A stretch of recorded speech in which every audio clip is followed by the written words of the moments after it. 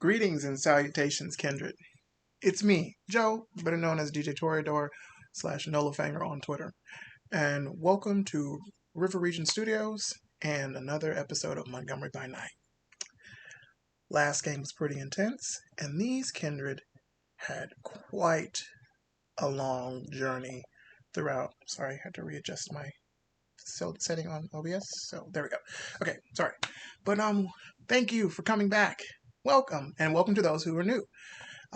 This is a story that is homebrewed, sort of kind of, by me, and I have some amazing friends that have decided to play vampire, and this is what we're doing. So welcome back. I'll put the other episodes on our YouTube channel. I'll eventually put a link somewhere, maybe there. Sorry, it's reversed. But yeah, welcome back. Again, this takes place in the capital city of the state of Alabama, Montgomery. So, I want you all to sit back, relax, and enjoy Vampire's Tale. Also, a warning. This is a mature stream. There will be instances of violence, blood, gore, and some sexual situations, because our kindred tend to be very openly sexual. Which is not a problem here. We love family stuff. So, let's say that. Anyway, welcome to Montgomery by Night. And I'm going to shift over to our players. Okay, so here we are. I want to start with the first person who's the closest to me. Introduce yourself, player / kindred. Hey everybody, I'm Tyrion J, playing Tyrion J Knight, the Clanless Caitiff. And the lady of the middle. Hi, everybody. I'm Kitty Kenji, and I'm playing Dr. Che, your brooding, not so friendly neighborhood gangrel veterinarian. Hi, everyone. I am Kid Mishka. I play behind the Tremere / model. Greetings, kindred and players, and welcome back to the capital city. Last game was pretty intense, huh?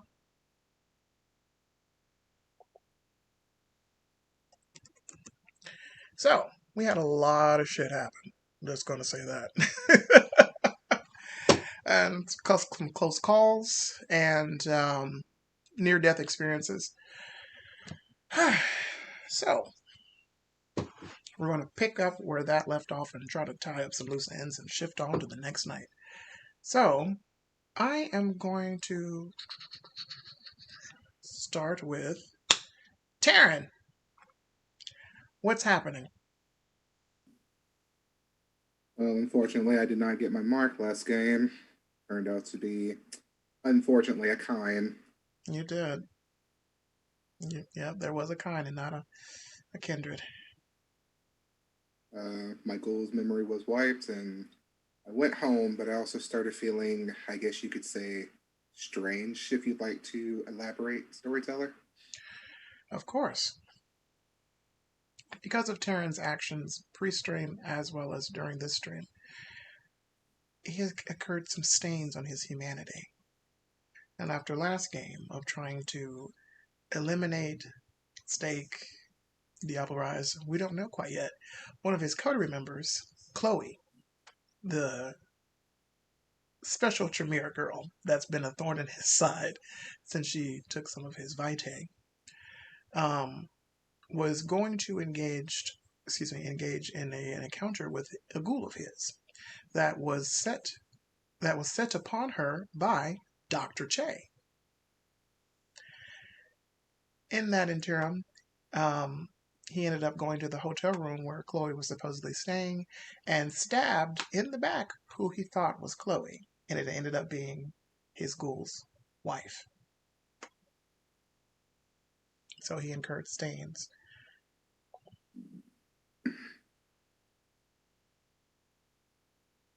And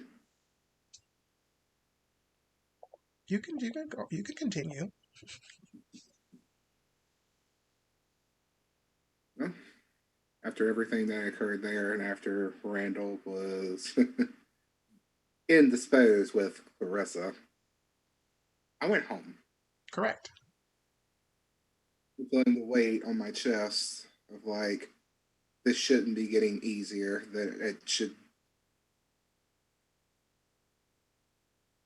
killing shouldn't be easy. Correct. This is a stake that is damaging to Taryn's health, well, how he personally feels about his life, well, unlife. So, we pick up with you. I'm assuming you're at your haven. Hmm. The car is there, and you're alone in your haven. Let's go. I need rouse checks for all of you. Really, What you get? I completely missed the thing, so my die just ran into your couch. Okay. So, good. Dr. Che, you're good. Oh my dear sweet lord, there it went again. Okay, so, Beyond's good. I passed. Okay, good. So, you don't wake up. None of you get any of the hungry. And we lost Taryn. Oh, no. Sorry. Hold on. Trying to get the dice. Mm-hmm. Put it at the table, sorry. Alright. Alright, I pass. I get hungry. Okay. Right. Have I officially caught up with everybody, like, in the time frame? I will say yes. You slept it off. Feelings are hurt because you ended up stabbing your ghoul's wife in the back and penetrating her heart and using some of your ability to heal that said broken heart. I know, cheesy, I'm sorry. So with that, Aaron's gonna wake up. So I'd like to wake up like an hour, like basically, I guess an hour right after dawn. I want to get up early. Okay. So you're up early. The sun has just set and Taryn has popped up. I'm going to get up. He's going to go to the bathroom. Okay. I'm going to get a set of trimmers, and I'm just going to just shave off the sides of my locks and everything. Mm-hmm. Kind of letting the beard grow out and whatnot. I've been steadily kind of like start trimming it and like slowly letting it grow back to what its original length was when I was embraced. Mm-hmm. And pull it back. I'm going to get dressed. And I am going to go to work. All right. Before you leave, you have 2 messages on your phone. I check my phone. One is from Clarissa. Okay. You check the message? Yeah. Clarissa simply says, "The creature has been subdued." And there's a picture message attached to it. I click on the picture. It is of Randall. He has a gag in his mouth and he has a glazed look over his eyes and he is bound.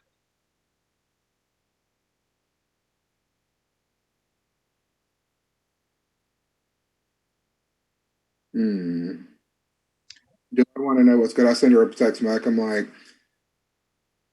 do I want to know what's about to happen to him? She simply sends you the shrugging emoji.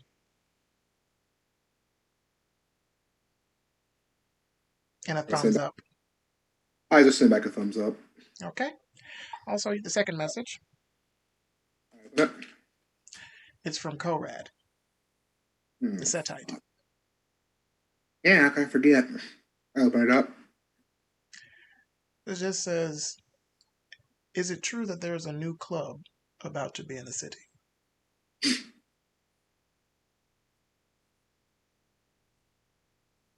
Have I heard anything about some said new club? You have not.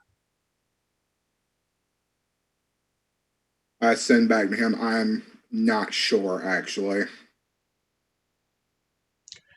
It just says the message has been read. He doesn't respond. Okay. And you're going to head to work. Going to head to work. All right. So we're going to compress time and you pull up at your shop named The Earthly Veil. Mm-hmm. Days and more. If we got it, we can bottle it. Okay. And you pull up at your job. All right, go inside. You go inside. There are about like 5 people in here. Your ghoul slash worker, Rufus, is busy talking to one of the ladies. She's a blonde girl. She has ringlets like Shirley Temple curls, and as she's just talking, her hair is just bouncing, and Rufus is just he looks a little slightly uncomfortable. I'm going to approach. Okay. As you approach, you hear this conversation. So, like, if I do this, like, my boyfriend will come crawling back to me and I can beat him up because he cheated on me with that freaking heifer named Jennifer. Uh, sure. I'm not quite. I. Yes? I need proof. I want him to come crawling back. I. Uh, boss. Rufus. Madam, how you doing tonight? Hi. How are you? Sorry, I didn't mean to eavesdrop, but what do you need proof of? What are you looking for exactly? My boyfriend cheated on me and I want him to come crawling back to me. I see. Love potion. Love potion. I know everybody says I shouldn't take him back, but he's just so good with his hands, if you know what I mean. But don't you think you deserve better than someone who's just going to go out and do horrible things like that? You do not know my life. No. But, pretty young girls such as you probably deserves more.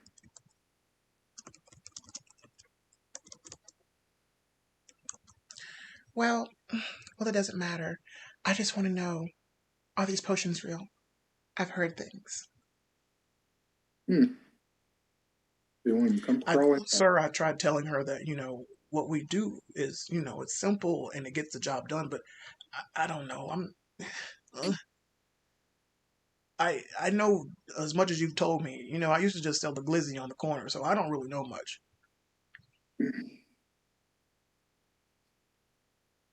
That'll be enough, Rufus. I think I might have something. All right, I will wait here for you. Okay, You then. beautiful, beautiful tall man. Mhm. Are you single? I am currently involved. He's not single. Too bad. I think She kind of rests on the counter and watches you as you go back behind it. Her eyes have not left you as you walk to the back. I'm not going to the counter. I'm going to the back of the store. That's like she's watching as you walk back. I'm gonna go past the beaded curtains. Okay. Um, as you go past the beaded curtain, she makes a statement that you can't hear very well. And what are you going into the back of the store to get or do? Never really dealt with love potions before, but I could probably get together some type of natural herbs and whatnot to maybe the words I'm looking for here. Help with his libido, I guess. Okay, that could work. And maybe put a little the extra sauce into it. Okay, we can do that too. And I'm going to mix up this poultice, make sure I have all the ingredients and whatnot. I think you would need to roll for that, if I'm not mistaken. Yes, I got the stuff for that. Can you remember your roll?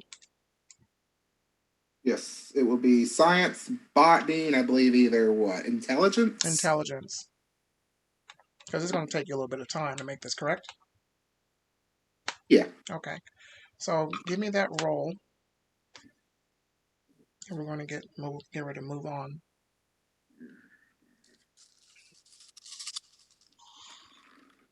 He's got a new dice roller, folks. I got it for him because it's so cool. Oh, I For the wanted to man, say something about it. this is what it So, looks like. 1, 2, 3, 4, 5. Ooh, 6 successes. Oops. A beast. I am less the beast I become. I got it from Etsy. He has the same one. You got 6 successes. All right. And I also need you to do a rouse check if you're going to put your blood into that. Yes, sir. I passed. All right. Good job.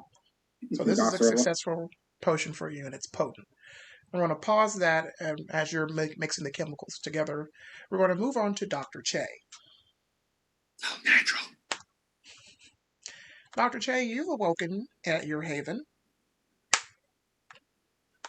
Okay, I immediately check my phone. You have a message from Donovan, the Baron. Okay, what is that? How are you doing, Toots? I text back better now. I like to see it.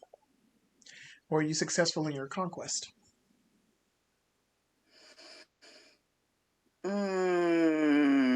I just ... No matter. You'll be mine one night. Smiley face emoji. I send back a heart emoji. He sends back a blue heart. Okay, so I proceed to get ready for work. As you get ready for work, the Motorola Razr phone vibrates. I answer. Hey, Pistol Petey, what you doing? It's me, Gallant. Just getting ready to go to work. Oh. So you'd want to come out later and, eat some people?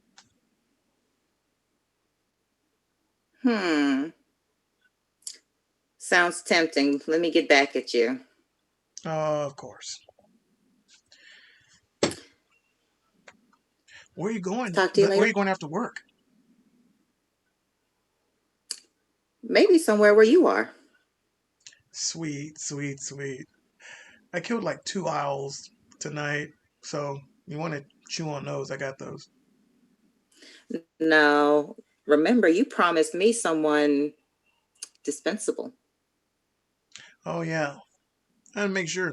Is it the mortal or do you want a fanger? Mortal. I think Jerry might be dispensable. Nobody probably miss him. Huh. Cool. In that case, I'll catch you later. All right. I'll be watching out for you.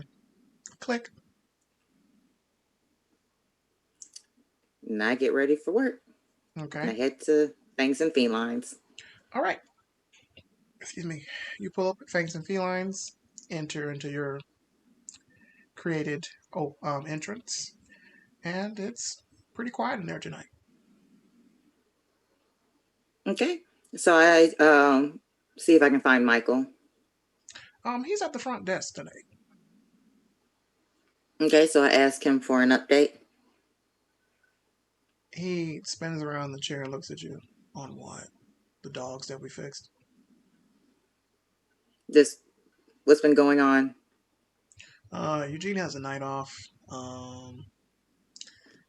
Old girl is somewhere here. I think she's in the bathroom or something. I think she was throwing up.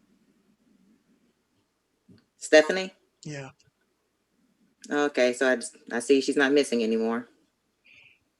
No, she's not missing anymore. Okay, well, that's good. That's a weird response considering that your worker was missing for a few days and nights. She has a tendency to do that. No, she doesn't. She's done that before you worked here. Okay. I'm going to be frank. You're kind of like a bad manager, owner person because you don't care about your employees. That's why Abigail acted the way she did. Abigail acted the way she did because she got full of herself because you were pumping her with your juices in the storage room. Hey, lady, look. Bye. I turn around, go to my office. Piece of shit. So you go to the office. And I text behind. Mm-hmm. Hi. Still on punishment?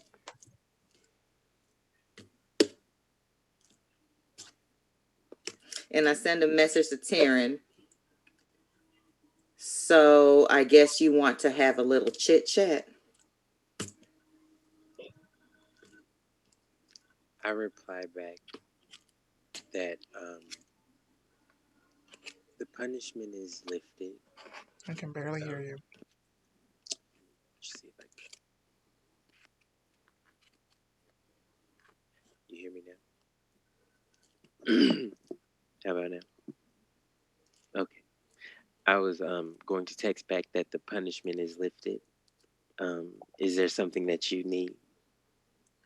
I'm going to text back. Nothing that I need, but Taryn is a little upset with me. Let's see how that goes.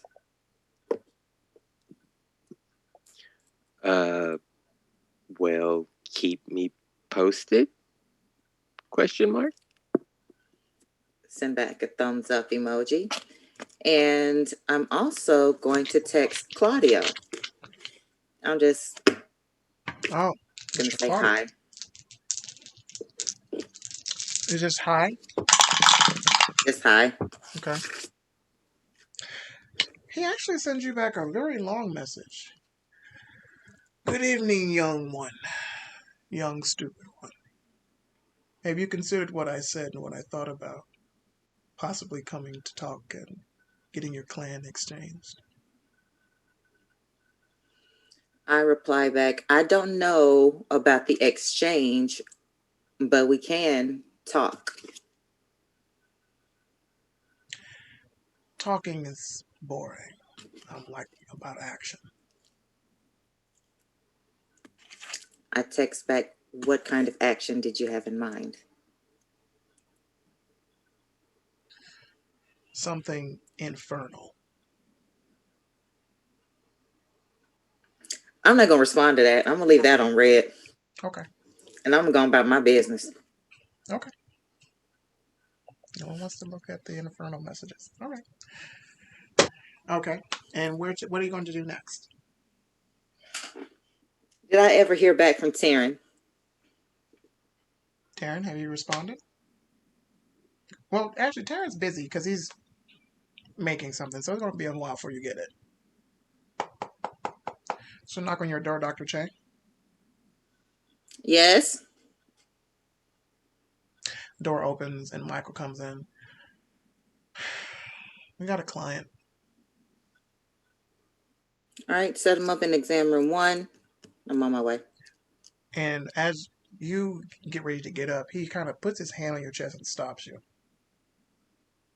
Hey, before you go in there, I'm letting you know the lady is racist. I'm just saying. So she's might going to fly off the handle and be really fucking rude. I'm just preparing you ahead of time. I look forward to it. Oh, God. This is going to be one hell of a night. All right. He kind of throws his hands up and backs away and lets you walk through the door and head towards exam room 1. I go in. Good evening. I'm Dr. Che. What can I do for you? She turns around and looks. Well, I was looking for the doctor. Oh, a smart one. So I got a Frenchie, and I don't know what's wrong with him. Like every time I try to feed him, he doesn't want to eat. Do you understand? He doesn't want to eat the food I give him. Okay. So what we're going to do is we will keep him overnight and just see what's going on with him. No. You're going to fix him now. We're not doing no overnight stuff. I know what you do. I know what you do. We're not Okay. having it. Can you hand him? Can you hand him to me, please, so You I can can pick examine him him? up. Is she looking at me? She's looking directly at me. She's not actually. She's actually looking a few centimeters away from your face. Like she's looking at you, past you. I snap, ma'am, ma'am. I don't know who you're snapping at, gal, but you just pick up the dog and make sure everything's fine. Go on. You're wasting time. I'm gonna stand in front of her and try to get eye contact with her. As you get close, she backs away and she kind of holds her purse up. This seems like a very inappropriate thing for a doctor. I asked for help with my dog and you're just making me uncomfortable. This is I'm America, damn it. lowering, This is America. lowering, America. lowering the bag, ma'am. Do I have eye contact with the bitch now? She's still not looking at you. Okay, ma'am. Oh! We're gonna have to.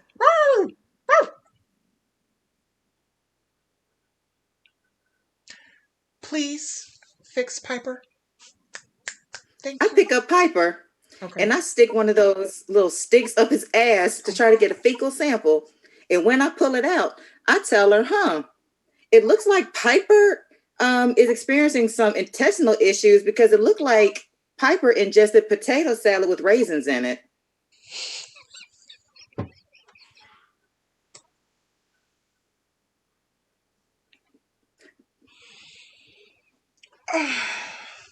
Okay, that's where we're going.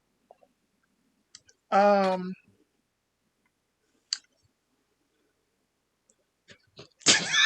sorry.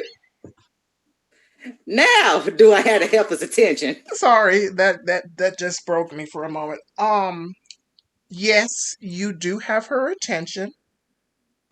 She looks at you and her brow is so furrowed. How dare you speak to me like that?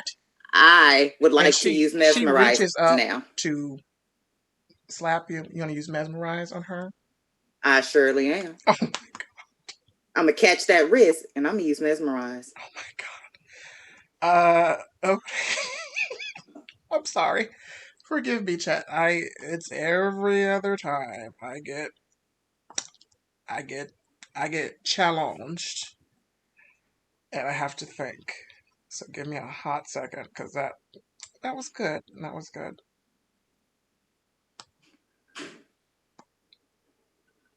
That is your animalism, correct? No, that's dominate. Oh, I'm sorry. Oh, yeah, I'm sorry. It's dominate.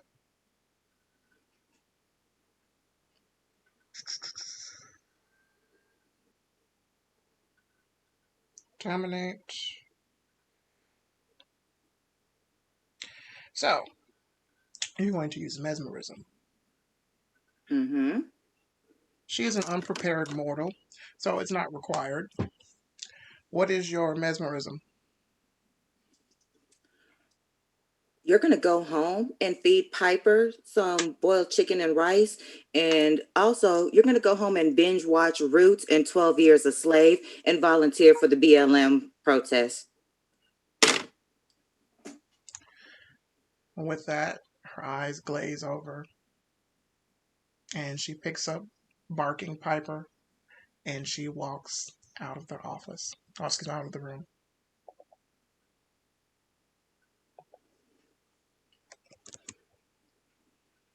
Michael then comes down the hallway looking very surprised and,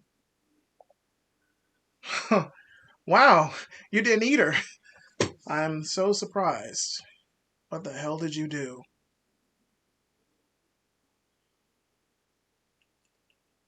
Fire with fire.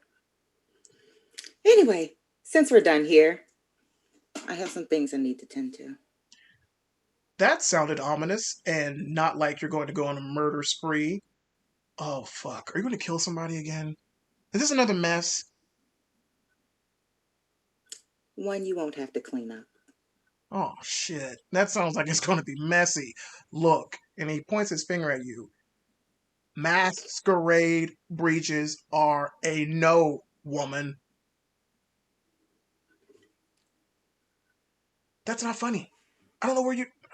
fuck it. Fuck it. No, go ahead. Kill somebody. Kill somebody. I don't care. Kill somebody. Get the SI on you. Get everybody. Just do it.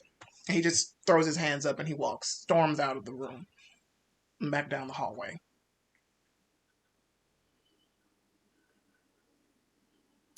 And since Taryn hasn't gotten back, well, I'm going to wait for Taryn just a little bit before I leave. And as we're going to pause that, and we're going to shift over to Bihan. You have fallen asleep in the chantry, correct? I think so. I don't remember where we put you at. Oh no, you were in the magic alley with Chloe. Yeah, I didn't go home. Okay, so yeah. Well, there is a cot back there in the magic alley. That, yes, Alfonso, the day sleep. Yes, that Alfonso, the other Tremere that runs the chantry, the magic alley, the shadow place for the usurper clan to do their bidding. So you woken up there, still in the same clothes. As you wake up, Chloe is standing over you.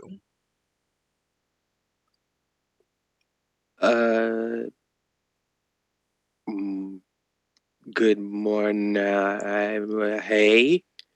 Hi. You need something? I was just making sure that you awoke.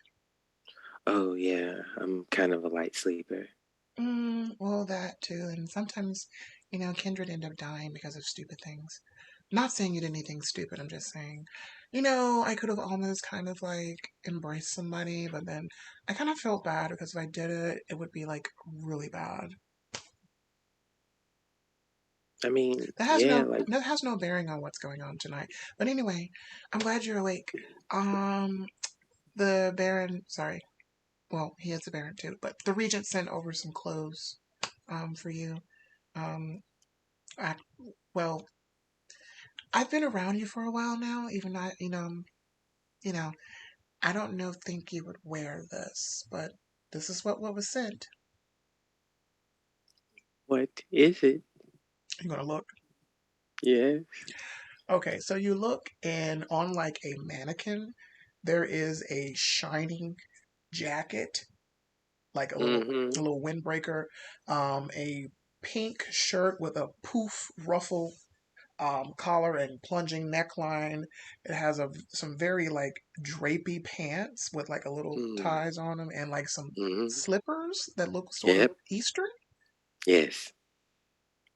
So like a K-pop member. I don't think you would wear that, but this was what was sent over. I can keep on what I have on. Oh, and there's a note too. She passes you the note. I'm gonna read it. Hi, it's me, Ayako.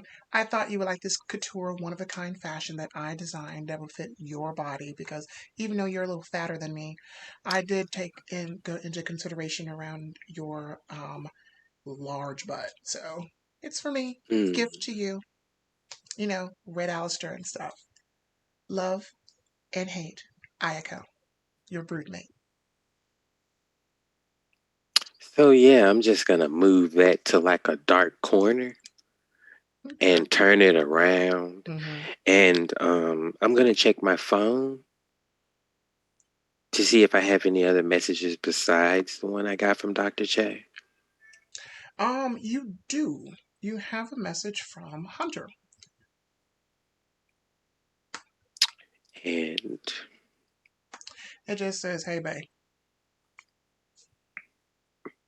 I text back a red heart.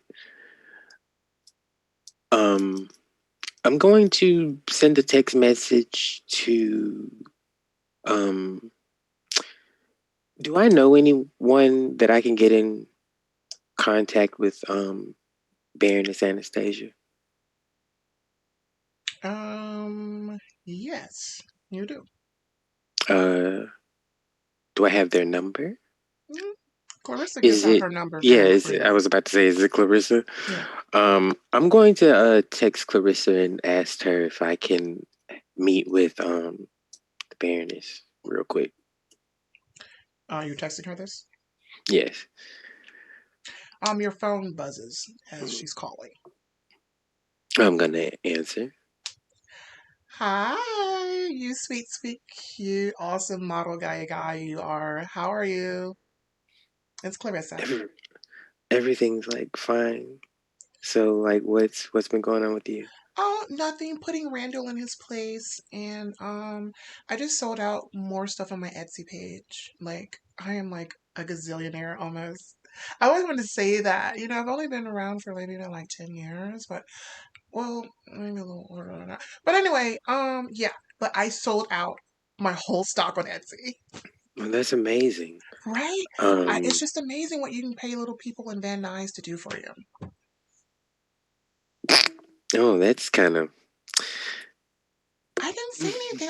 I didn't say poor people. I just said Van Nuys. I didn't even say Well, poor. Van Nuys, California. yeah, I know. Big Anard presence over there. At least I think. Mm-hmm. Well, I don't know. The people never mind. We're not going to get into that. But anyway. So, can I have a chat with Baroness On real the quick? phone? No. I would like to come in person. I just wanted to see if I you want needed. to see it? Oh, yeah. Hold on. And you can hear her like shuffling through papers, and then she's like, "Yeah, she has a spot open if you want to come, like now, next 15 minutes, Well, I am on my 30 way. minutes." Okay, all right. Well, oh, also here's I'm gonna text you something. Here is a code off one of my crowns. I think you would look absolutely freaking ravishing in one of mine. And this is a coupon for like 75% off. So that's like real cheap. Real cheap. You get a real deal. And you I get to have love a selfie with deals. me. And you can put it on my Instagram. I love it. So Yeah. I'll see Oh my you in God. like Yeah. what? Oh, we have to do Instagram chat. We have to, because you're the Tremere, I'm the Ventru, and We people don't know well, that I'm not we going to put those right. tags in there. Oh, come on, that's so stupid. Look, I've also been trying to talk to you could kind of hear her like moving her head. Victor Temple. I've been trying to get him on the phone, but he's so busy. Doesn't he know like fashion lady?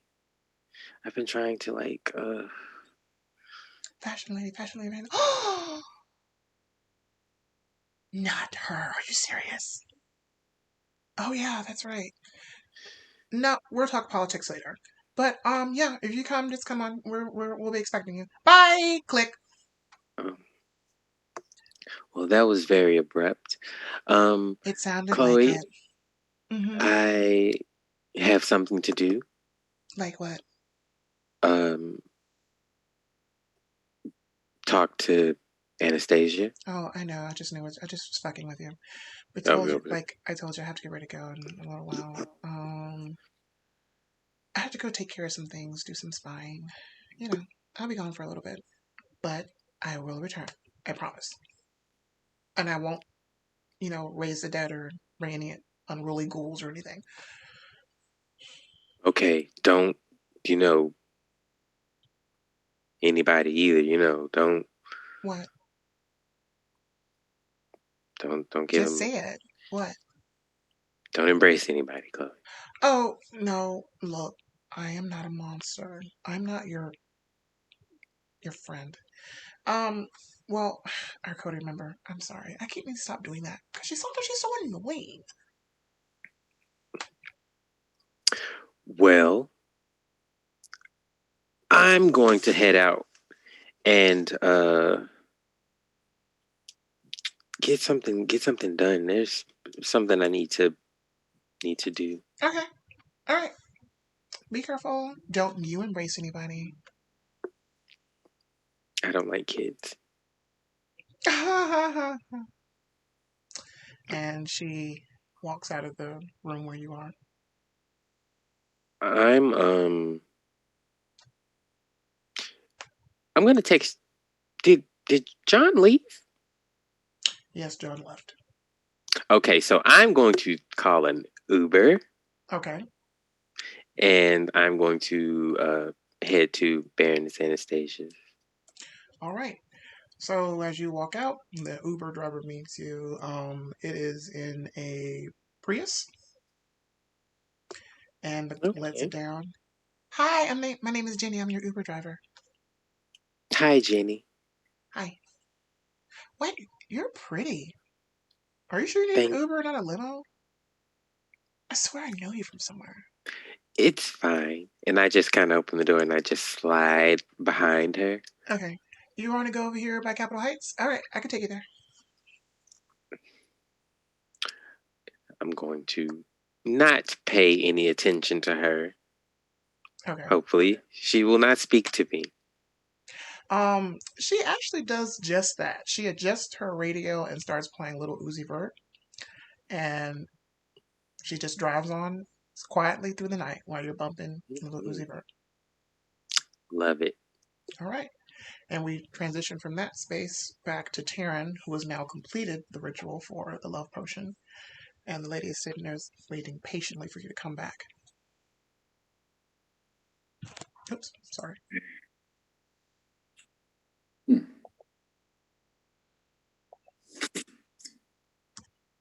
Before I go out.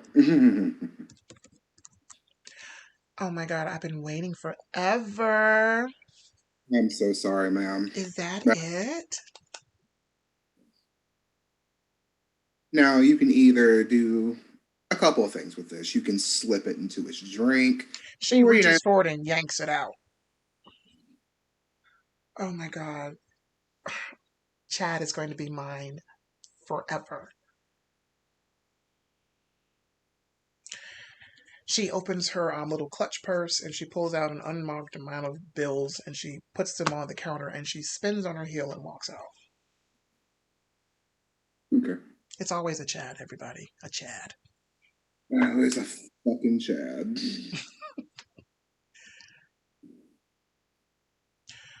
Boss, thank you.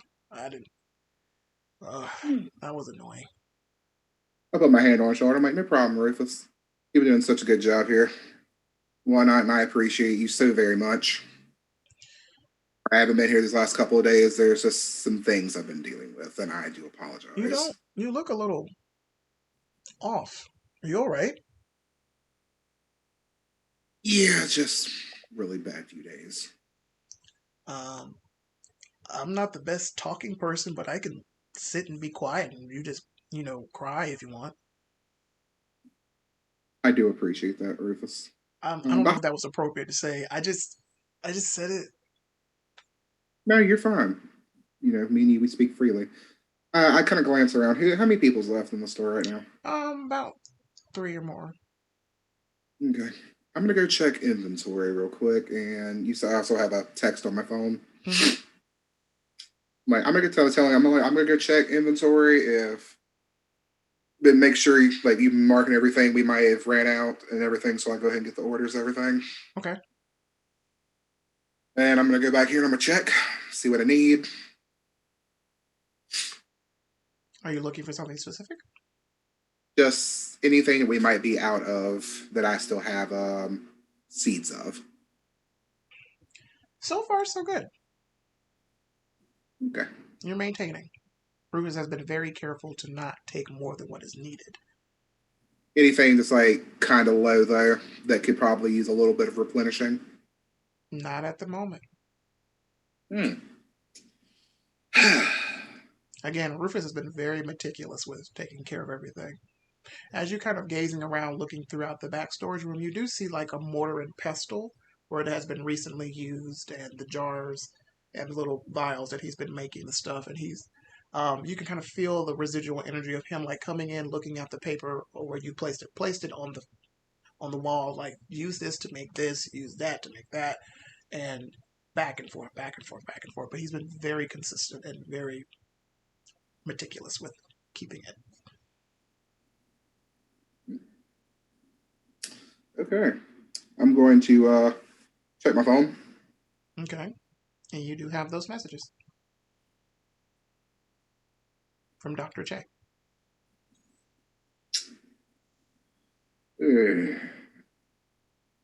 Send back, yes, we need to have a chat. Are you at work? Dot, dot, dot.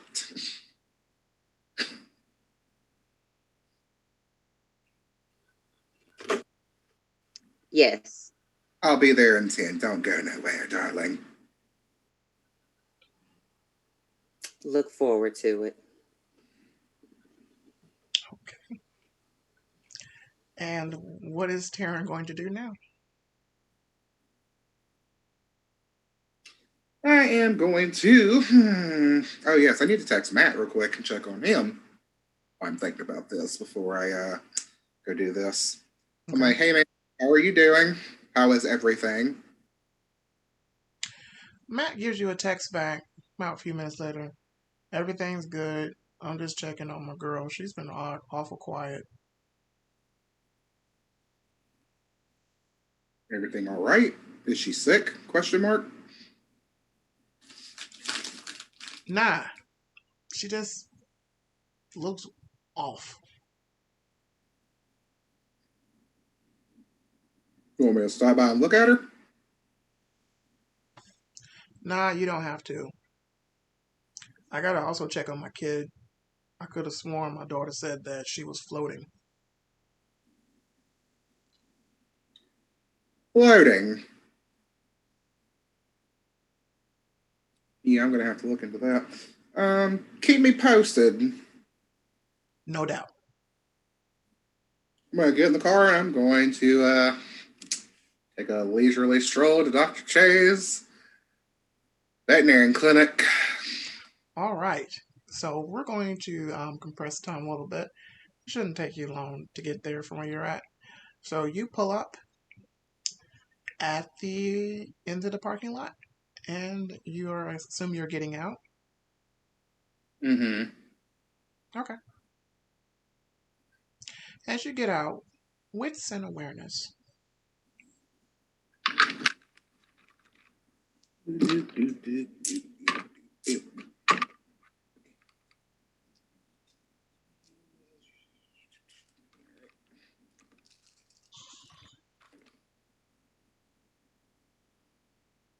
That'd be a 1, sir.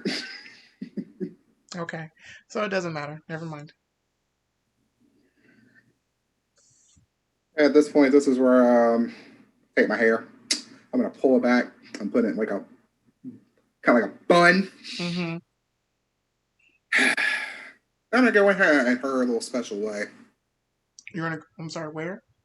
I'm gonna go into her little special back door. Okay. Dr. Che, would this door be unlocked or locked? It's locked. Okay. So you go to the back of the door and it is locked. I'll go to the front. Okay. You walk in through the double doors, they open. You see Michael. Well, welcome to Fangs and Felines. I'm Michael. What's going on with your animal? Oh, hello, Michael. I'm here for a different animal. Your boss. Where is she? You see a smile slowly creep across his face, and his eyes kind of look under, and then he blinks, and you see like panther eyes. And then he blinks again, and you see his brown eyes. She's in her office. Oh, I just go ahead and just smile and just, let my fangs. Mm-hmm. Any loud noises, just stay out here, please. Hey, I just work here. I don't clean up. Nothing to that extreme. Look, before you go in, I'm just saying. I love you, man. You're so cool. Also, don't kill her. I can't. No killing. Okay? No final death. If you want to be angry and, toss her around, that's your prerogative, but do not kill her. I got orders, okay? I got orders. I can't let that happen. It might get loud, but there shouldn't be no physical confrontation. Damn. All right. I will have fun. I'm just going to sit here and listen to my, what was I listening to? Natasha Bedingfield. Sorry. And he puts his AirPods in. I got a pocket full of sunshine. I got a love is all I know. I try to Whoa. syringe face as I walk towards the bag. Okay.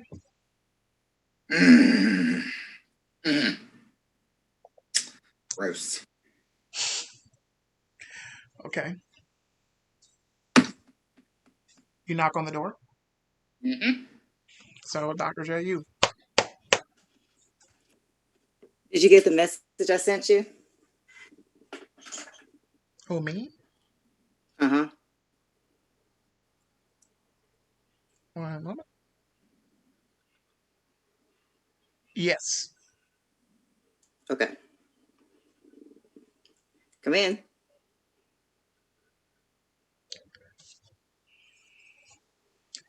And the door opens and scene. Doctor. Close the door. I lock it. Okay.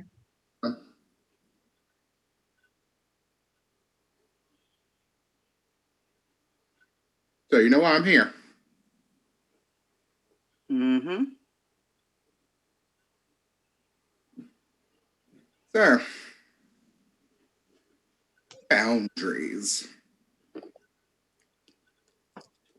I get Matt is an idiot, Mm-hmm. certain charm, but he's my ghoul. Mm-hmm. You know, you didn't have to give him Chloe's number of all people.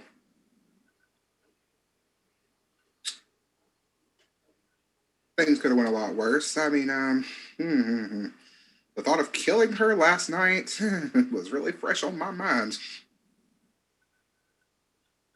Especially after she told me she gave my idiot ghoul the embrace.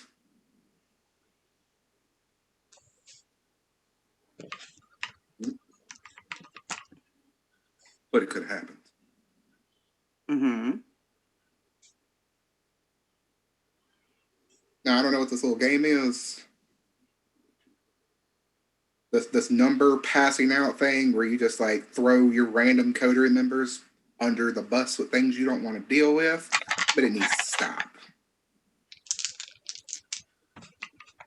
First of all, you want to talk about boundaries? That's kind of hypocritical coming from you. Now, I get that is your ghoul and everything, but first of all, you want to act like you care so much about him. Number one, why the fuck did you invite him to this life anyway? Anything, any fucked up thing that can happen can and will happen to anybody we care about. So, regardless as to who I gave his number to, because I just surely didn't want to deal with his ass, either way, something would have happened to him. Now, I apologize for whatever happened to your little ghoul or whatever, but don't sit here and preach to me about boundaries. Because the last time I checked, my fucking boyfriend, his fucking brain was turned to scrambled eggs because of you. So did I come into your place of business and try to push my dick around? No, I did not. Do not come to me with that bullshit. He is dead. And he died alone and confused. And that is because of you. And you want to sit here and preach to me about being stupid and reckless. How many fucking families had to die because of you? Do not come to me with that bullshit. Now, like I said, I'm sorry about your ghoul, but don't come to me with that. Do not. It's best that we let bygones be bygones and keep it pushing, because I'm guessing your ghoul's fine now. But the man I love, I will never see him again. So do not start with me. Right now, we have two options. We have two fucking options. We can either start over and let this shit go, or it can get a whole lot worse. Dr. Che, as you are... Considering the fact that Baron Kyle is not too happy with you right now, I'm guessing that you're pissing a lot of people off slowly but surely. Che, as you are speaking, the aura around Taryn changes. Um, there starts to be this intense amount of heat coming off of him. Um, if you've seen this happen around, well, seen this the aftermath of this, but the aurora borealis colors of his power is starting to fluctuate off of his body. It's like watching the sunspots pop off and flare up around him. Mm-hmm. I've also got like both of my hands are practically digging into my kneecaps at this point, Mm-hmm. keeping the straightest face I possibly can. Oh, so that's what you want to do right now. You want to sit here and be pissed off at everybody else, but don't look in the fucking mirror and look at your own actions. There's a knock on the door of the office. Excuse me. I unlock the door and I open it. Hey, babe, why are you shouting? Everybody can hear you. I'm dealing with something right now.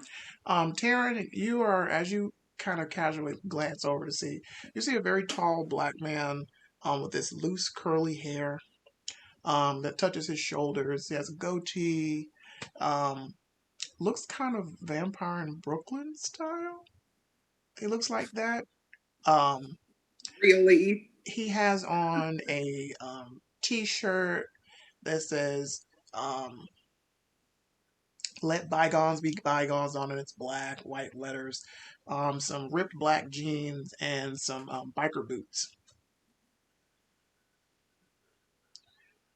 What's with all this shouting? This is so uncool. And then he behind him he says, "I brought the owls."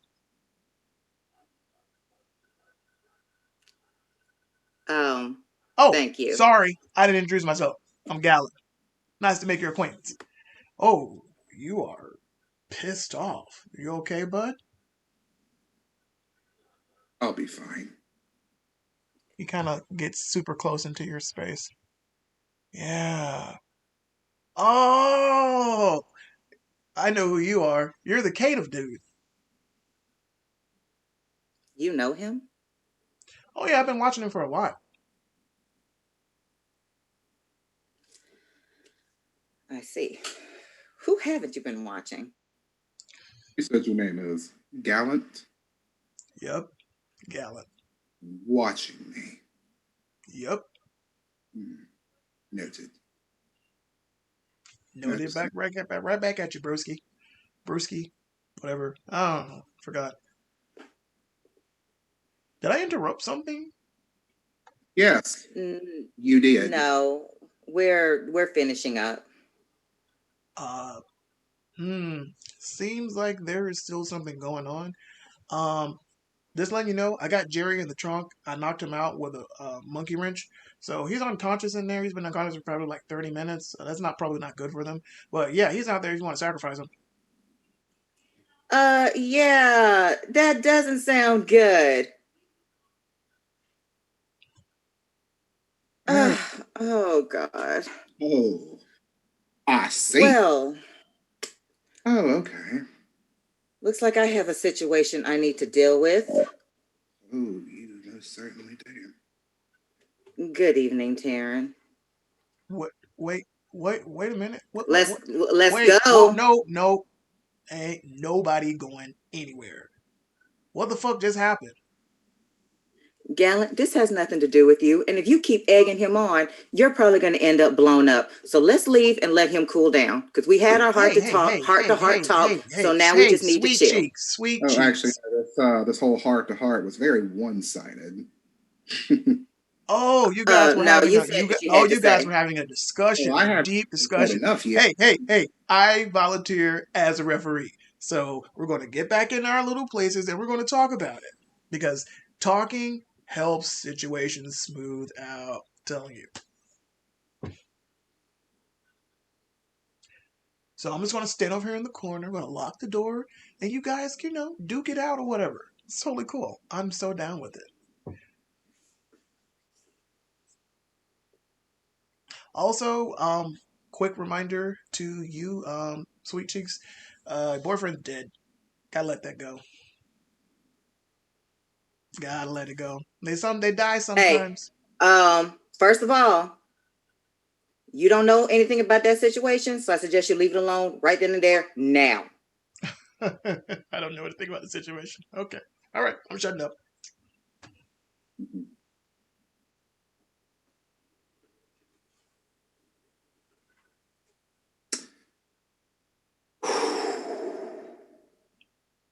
I'm trying to chill out. I'm trying my damnedest.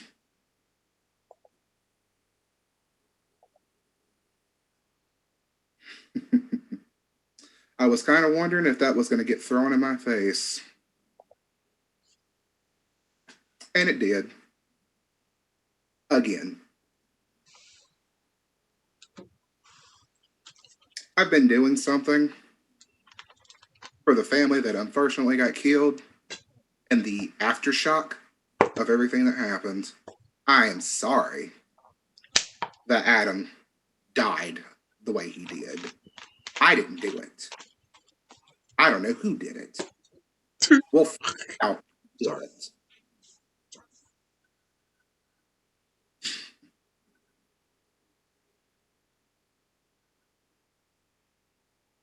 And I'm going through the motions. I'm doing my suffering. The only thing I asked tonight, honestly, because, I didn't want to fight. I don't want for my powers to just go haywire and blow up your fucking establishment.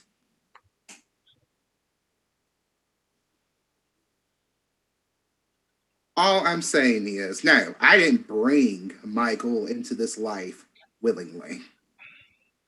I did it to save his life, or I could have let him bleed out. But I chose to save him instead. I know I fucked up in the past. I know I fucked up recently, and I take full fucking responsibility for that. And the process of people dying here recently, yeah, I felt my humanity slip a little bit, darling.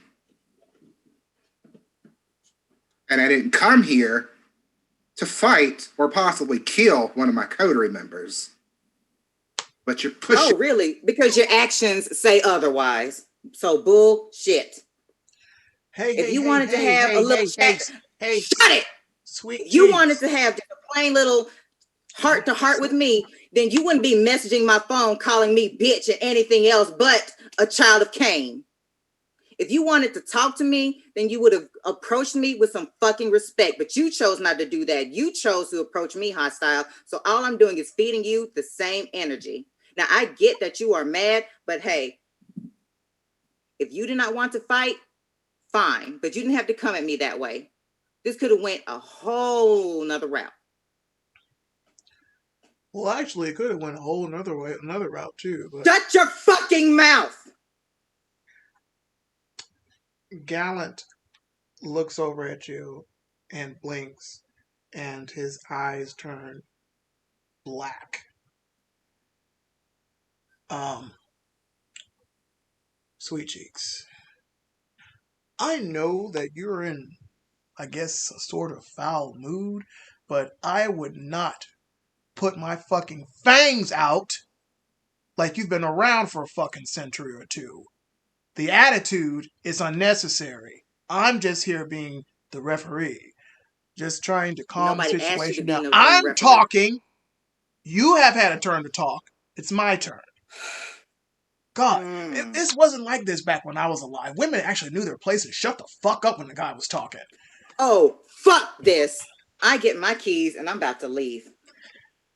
Gallant stands up and stands in front of the door. Be quiet.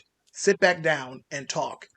Because this, what you're doing, is not the cool shit. It is so not groovy. Sit down.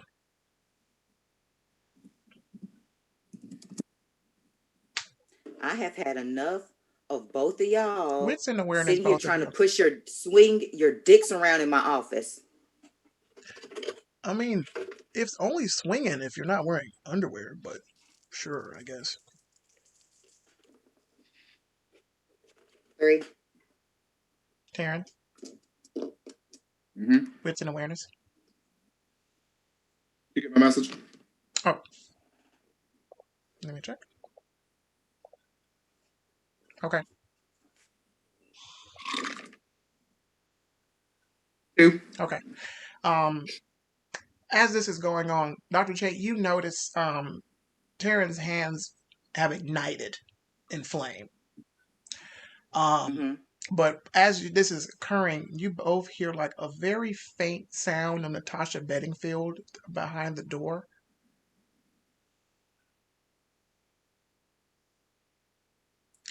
That's all.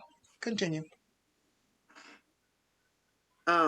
Excuse me. There's someone behind the door. Is Gallon still standing in front of me? Mm-hmm.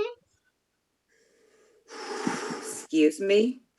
My son is behind the door. Can you please He doesn't excuse like me? it when you call him that, so please stop. I don't like I said, I don't give a fuck right now. From what I've gathered from this conversation, this was about, boundaries and respect, and you're being super disrespectful. So I don't know why this anger is coming for this. I'm being disrespectful, and you're telling me women need to be put in their place. He's sitting here trying to set my something trying to blow up something else. Hey, calm your heels down. One, don't put words in my mouth. I didn't say anything about putting you in your place. I simply said that when I was alive, women kind of knew where they were and where they stood, and they were quiet when the guy was talking. That's all I said. I didn't say anything about you. I just said, that's what it was. But anyway, this old guy here, this guy, hey, you might want to put your flame out, dude. You're going to burn yourself.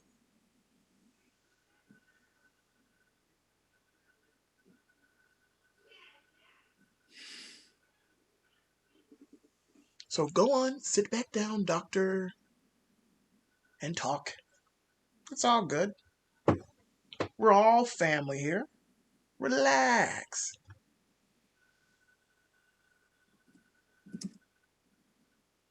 So no one's going to say anything?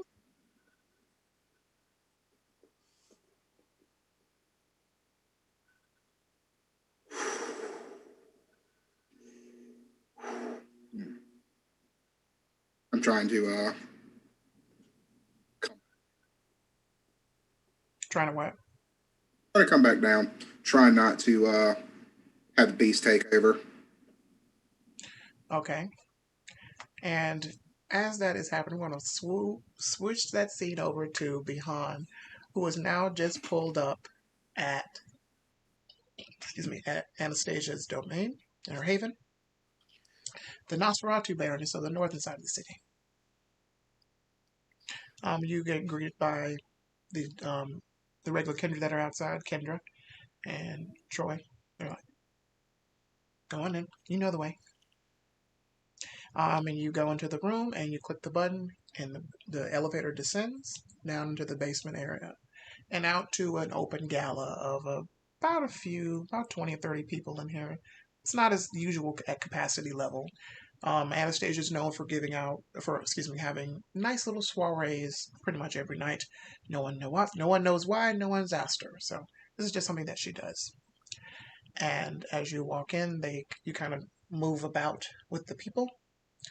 And you do see Mr. Juan, Anastasia's partner, Clarissa, the Ventru, who is an Etsy sensation and Instagram influencer.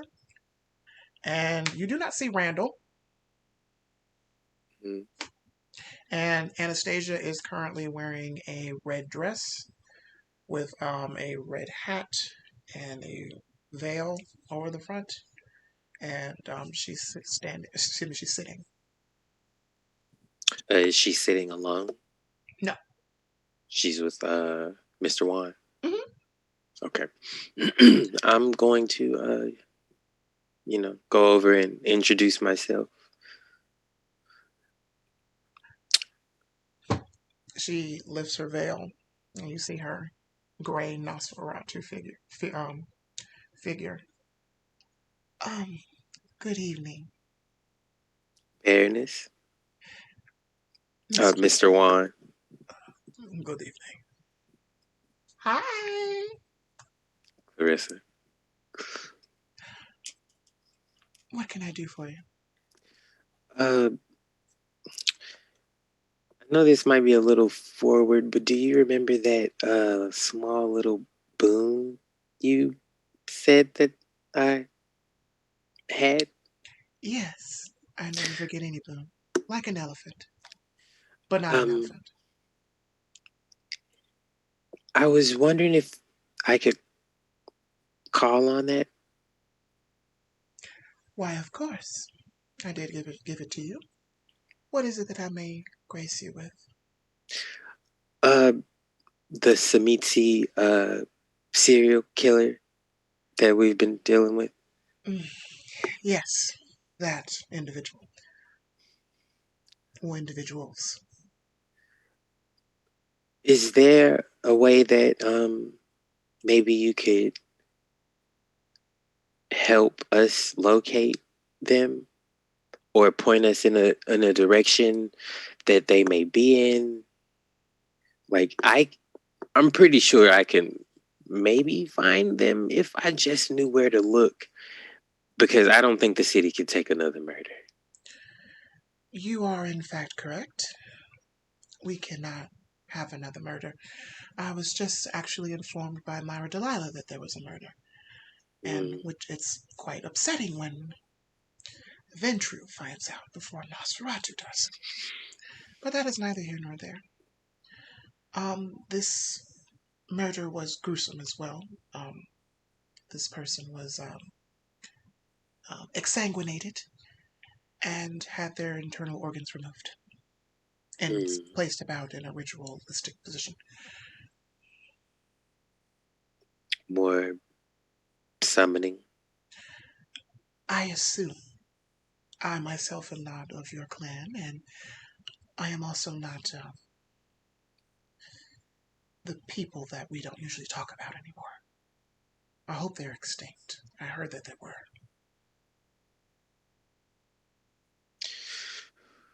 Are you These familiar nights. with? And she kind of looks at Mr. Wan and Clarissa. Mr. Wan um, abruptly pushes out of his chair from the table, and he gets up. And Clarissa's just taking Instagram selfies, and he kind of goes over and pulls her. Wait, I was. Oh, okay. And they go out of sight. Have you ever heard of Clan Bali? Wits and I occult. Wits and mm, occult or wits and politics? some politics. Ooh, that's a no. You don't. Oh, When I don't have politics. wits and occult. Mm,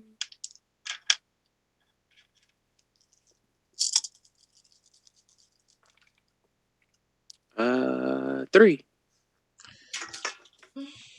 Uh, you've heard Hunter talk about them.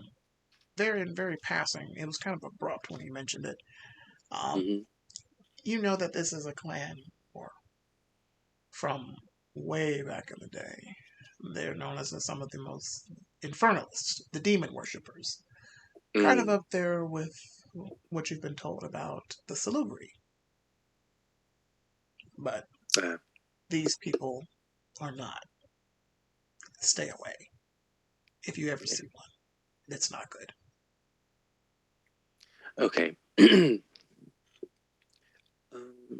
In passing, Well, even in passing, that is something you need to be aware of and stay far, far away if you can. Um, I don't know if you've ever seen something risen from the pits of Tartarus, but it's not something for the faint of heart. well, uh, we have encountered one that has been in a human body for a while. A Bali? Oh, a, a demon. Oh, nonsense. Um, but you wanted help finding the the man, the people. Yes, please. I Do you have some information? Yes. The last known residence of this this gentleman. I've been having some of my clan do some digging as I've been busy with personal matters and affairs. Um, the eastern side of the city, Miss Jackson's territory.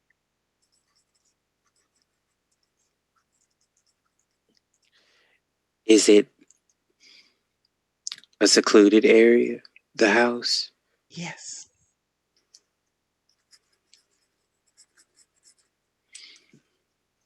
Hmm. So this is the last known location. That is correct. I do know for their clan, they they're not like the other ones. What was those clans' name? The ones that like to hang around people. The Ravnos. They're not like them. But they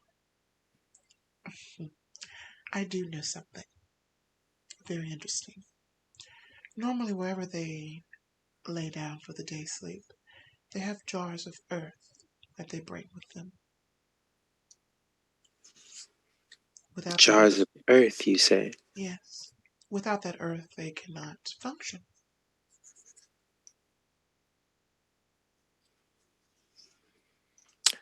And she Thank you. smiles and shows her fangs. That may be of use. I agree. Is there anything else I can help you with, dear? No, Baroness. Everything has been perfect. I would like to thank you for your time. I'm getting up. She stands up as And well. I'm going to, extend my hand and do a little kiss, all that. She accepts that. And I'm going to text Dr. Che Okay. and tell her I have some information about the serial killers and see what is up. Okay. As you are leaving, you get a phone call. I answer it.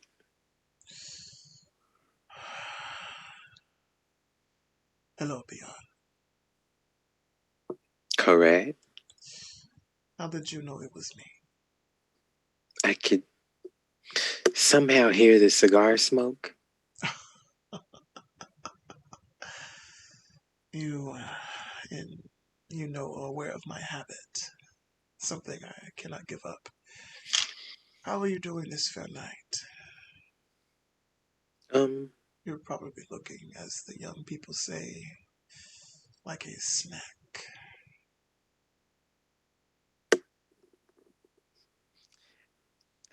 sure, I guess you could say that. Um, I'm just out. Is there something that you needed? I had a question. I'm just going around with with your coterie members. I hear there's a new club that's about to open in this city. Have you heard the news as well, or is it just rumor? Did I hear about a club? Not that I recall. Is someone trying to put you out of business? No one can put Cordell out of business. Hmm. You understand. I am the ministry. Well, yes, the ministry now. We have to call ourselves this. And as you said, you can kind of hear him hiss. But my club is going to be fantastic. But if I'm going to have a rival, I need to know what I'm up against. So I was just thinking that you might have known since you are very open. No, nothing's come my way. I haven't been invited to any openings or anything, if that's what you're asking. That's such a shame. A beautiful creature like you needs to be admired, like a Monet or a Rembrandt painting.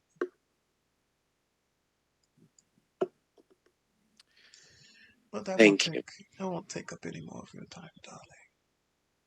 Again, if you ever need me or want to just come by and let me just look at you, I'm totally down with that. Good night. And the phone hangs up.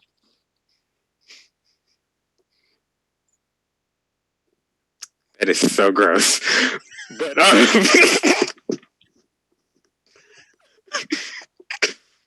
but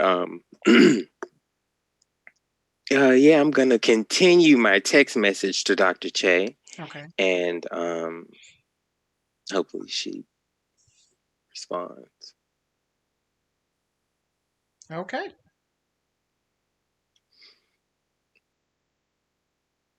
All right. And we're going to, at this moment, we're going to take a short break. So we're going to take a bio break and we will see you guys in about 5 minutes, 6 minutes. So see you soon.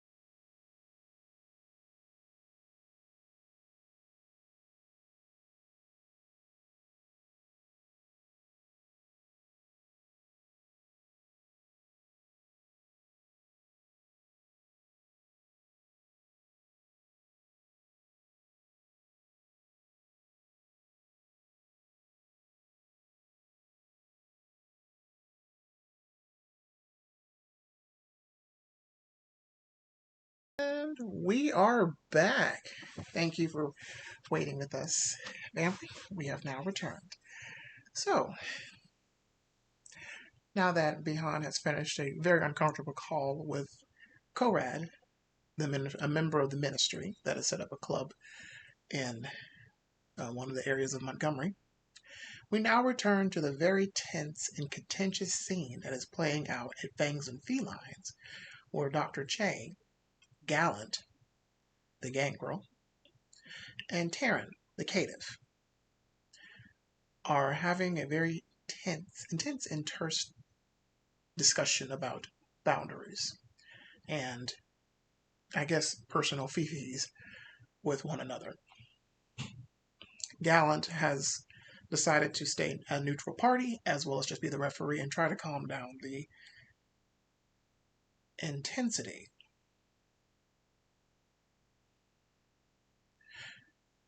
And we continue with that scene.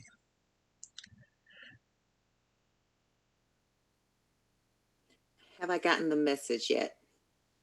You're so busy with this what's happening right now that you're not even aware that the phone has vibrated. It's at this moment as Gallant is trying to, keep everybody, he says, does no one have anything to say? Taryn speaks to you, but it is not Taryn's voice.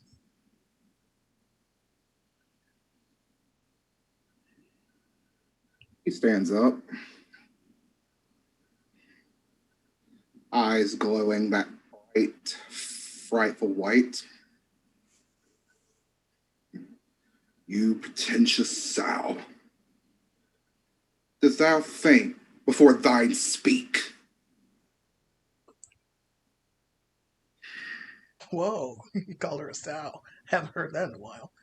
Let tongue whack aimlessly in the back of your head.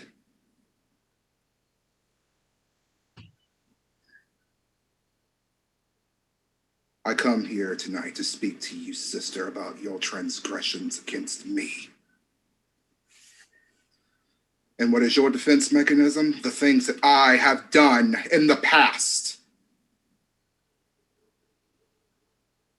I am suffering for what I've done, and I will continue to suffer until then. We're here to talk about what you could have done in ending a mortal's life.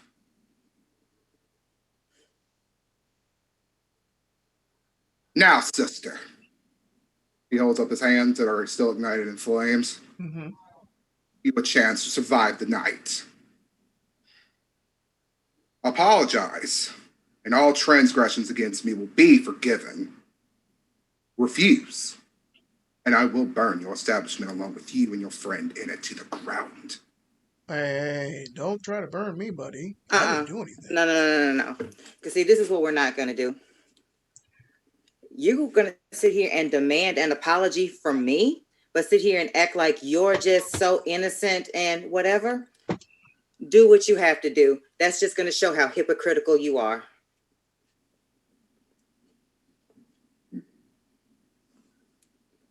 Go right ahead. I'm not about to bow down to you. Sister.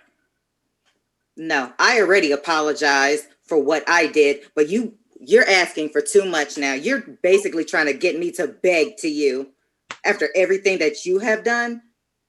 No, I already apologized. Anything more than that?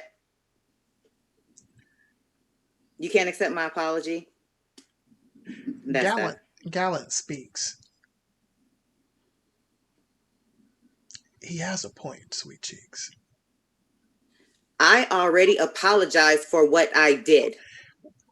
Wait, what did you apologize for? For what happened to Matt. I already did that. And now he's coming in here pushing and pushing and pushing and wanting more and more and more.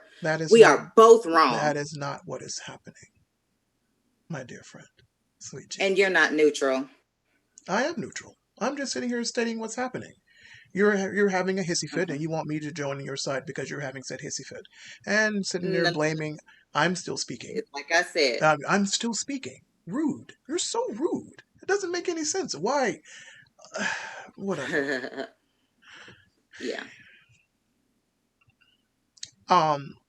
Gallant turns to you, Taryn, and he opens his mouth and begins to speak Russian to you. Hello, dear friend. Are you upset? I can see that you're angry. Upset would not be the words that I would use. Look, I understand how you feel. She's a loose cannon firecracker. That's what makes me want her so much. But I get it. I get it. You're old as fuck too, like me. Good job. Teach her a lesson. We don't have to immediately send her to the final death. It's not worth it. She feels that she's so empowered that she just sounds unflappable. But, like Adam told me, her mouth will cost her dearly if she keeps it up. And then he stops speaking Russian and looks to the doctor and both of you.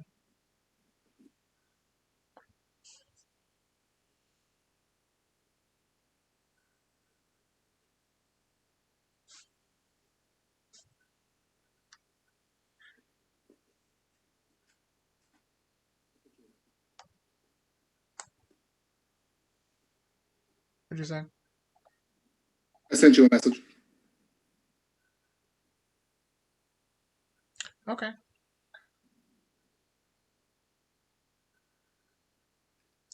Okay. So I got everybody's messages.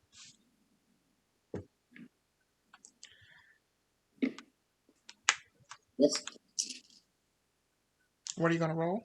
I guess I'd be like, with the usual composure and resolve. Yes. You roll both of you roll composure and resolve.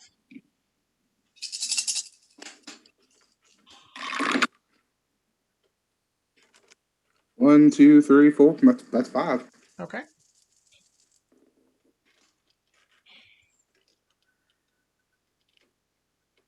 Eight.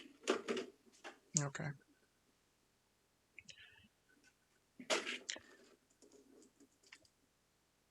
Excuse me. Taryn, what she says is it's sticking to you. It's bothering you. But something inside says you just need to back away. Back away. Does everybody stop? I'm sorry, say that again. Does all the shit that's going on with me stop? Yes. Okay. I speak to that man in Russian. I'm like, no. I was not myself. And that's not my way. Now, I'm going to leave. Right on, man. I'm going to walk out the door. Okay. And you walk out of the door. And as that is going on, beyond you have taken an Uber to Fangs and Felines. Okay. So you've just pulled up. It was the same lady listening to Little Uzi Vert. She pulls up. So we're here we go. Give me a 5-star rating on the Uber app. Oh yeah, like I'm gonna give you like a tip, all that stuff, girl. Oh, Like I thanks love for like tips. driving me around. Thank you. It's not a problem, bro. I love this old Prius. Disney keeps me going all the time. That's the Prius Good, name. good on gas. I'm gonna get out. Okay. I'm gonna go inside the front entrance. Okay. And at this point, you see Taryn coming out of Dr. Che's office. But hey, Taryn.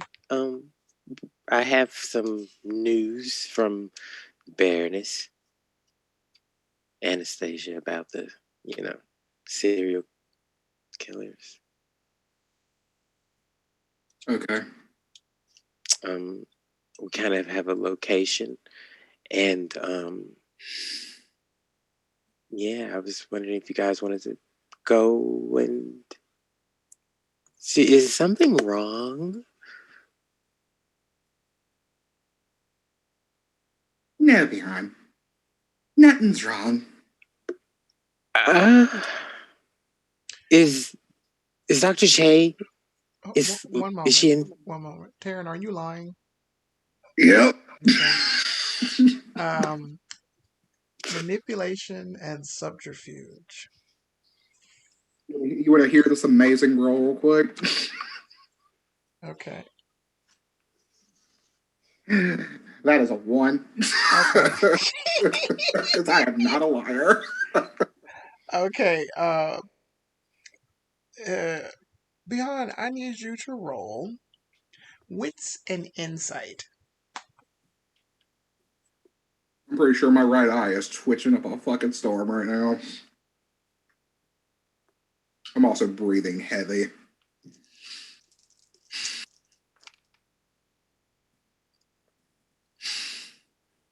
I got a Nostrils flaring. I got a messy crit. Okay. How many? What is a messy crit? 5, 4. It's 4. So I got 4. Okay, so this is a messy crit. So this is what happens. He is obviously lying. You can see it all over his face, his body language, his eye is twitching. He's actually breathing heavily like he was just in a fight. As well as you can smell off of him a scent of a predator.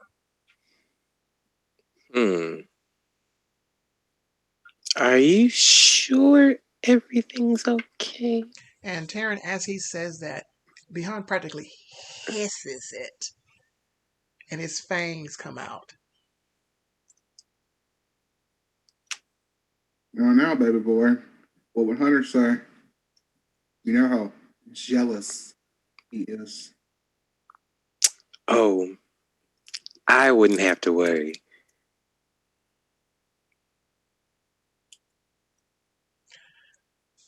It's at this point Michael walks up between you guys.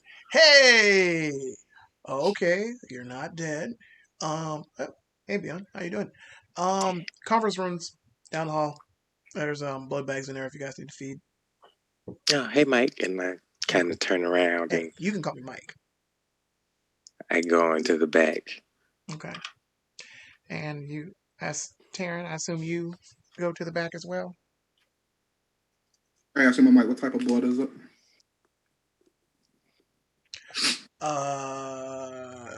Something I got out of storage. The people or animal? Bill, we work at a dog place. What do you think? It's animal. Okay. And you guys make your way to the back. And Michael actually joins you into the back where the conference room that Dr. J had built by Michael. And we transition from that part to the inside of the office where Dr. J and Gallant are still standing. The chair that Taryn was sitting in is from where the armrests are look charred, a little burned. And Gallant is kind of looking back from the chair to Dr. J and back and forth. And he just stops and looks. Do you realize you have like a serious attitude problem? I've been told you said something about Adam. I don't know what you said, but that part I understood. No, you didn't. I didn't say anything about Adam.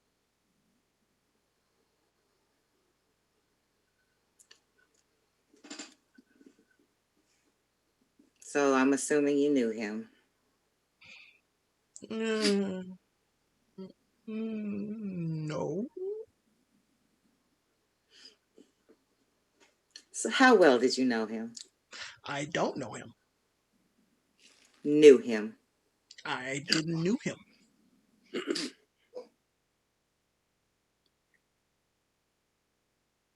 Mm-hmm. Mm-hmm. I'll roll for him real quick. And let me get the other die. Let's see what he has. Okay. If you want to check, you can check and see if he's lying. What would I need to roll? Wits and insight.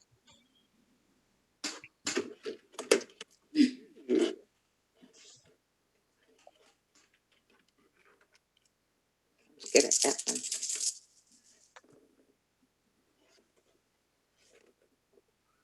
7. All right. He knows a lot more than he's letting on. He kind of smiles. Yeah, I don't know him. Knew him. Knowed him. It's what you said. You're not being honest with me at all. I mean, you're not being honest with yourself. How is that? I don't know. I just walked in here and you were fighting, and you have this really nasty habit of just being a downright prick. Bitch. Oh, okay. No, you're a customer. That was a nicer one. Have we walked back in yet? Y'all walked into the back where the conference room is. Have we like entered the door to Mhm. the? Okay, so we see all of this happening. No, that's Dr. Che's office. You guys are going to the conference room where y'all had. Oh, meeting. yeah. Okay. Why are you so angry? You're so angry. You're so young to be so angry. Jeez, live a couple centuries and then tell me about it. That's funny. Adam used to say the same thing. Yeah, I guess.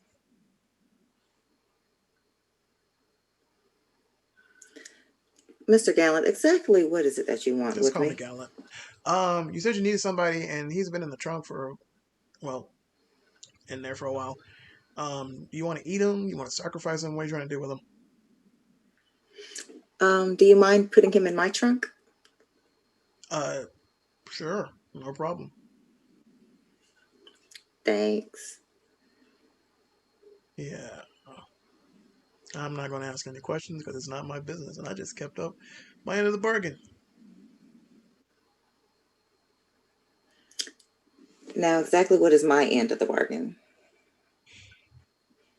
I'll tell you later. Well, nah, I'll tell you that. We're going to go out on a date. When and where? I'll let you know the details. Okay. All right, kiddo. I'm going to put this guy in the trunk. And he kind of pushes himself off the desk and he pats you on the shoulder and then messes with your hair. And then he walks out of your office.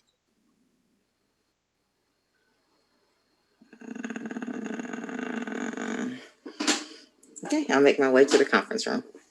Okay. So you guys hear steps, and as Actually, while they're talking and whatnot, because I would like to talk to Behind while she is still talking. Go ahead. I'll allow it. Okay. Behind.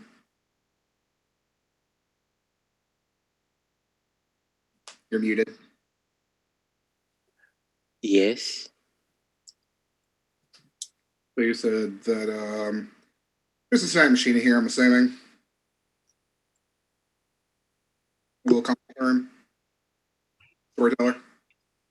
No, not in this conference room. No.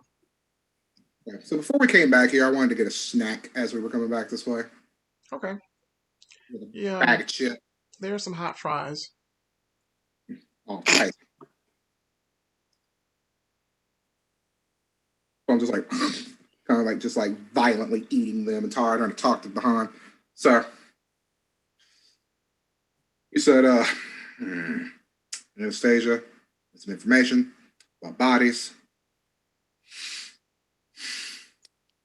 Yes. Michael looks very confused and doesn't say anything.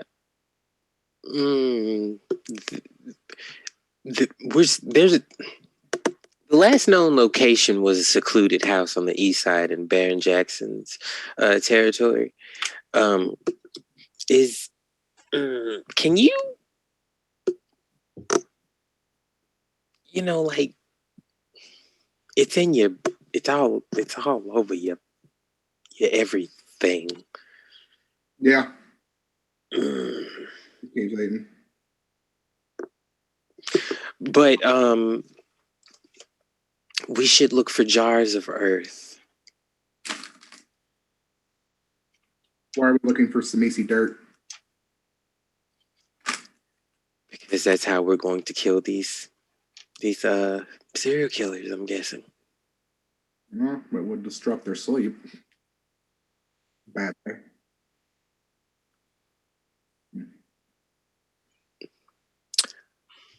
Um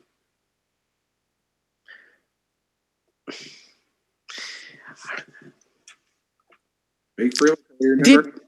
Have you been here for a while? Yes.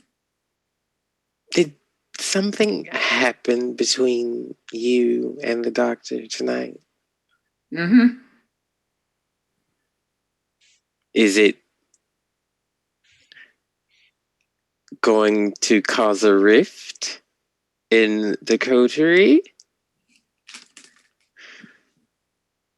Well, I wanted to talk to her about boundaries, and then I remember kind of blacking out for a moment. Mm. And it sees the building's not on fire. I'm guessing now everything's good in the hood. So, you two did not kill each other. Correction, I didn't kill her.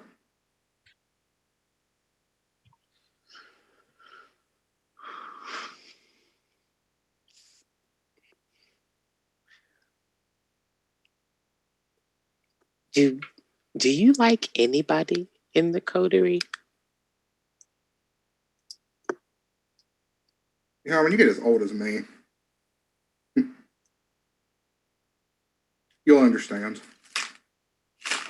I have nothing against my coterie members, except for Chloe. I can't stand her.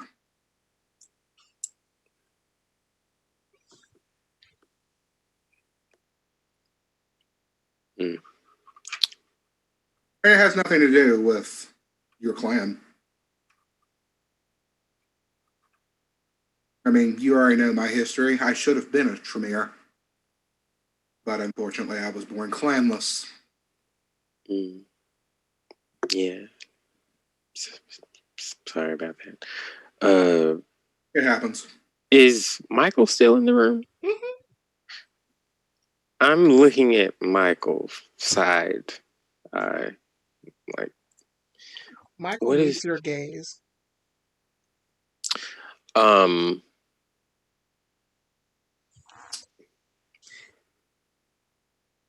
I don't care about the whole like age thing and all that. I just would prefer everything to go smoothly because I honestly don't want to be here. And the quicker I can get all of this done with all of you, I can leave. We'll be home. That's understandable. It's at this point Michael opens up. Where are you going, dude? Away from this shit town, I'm guessing. It's not so bad. Or going to join the Camarilla and become their Red Ulster dog? Wait, what? Did you?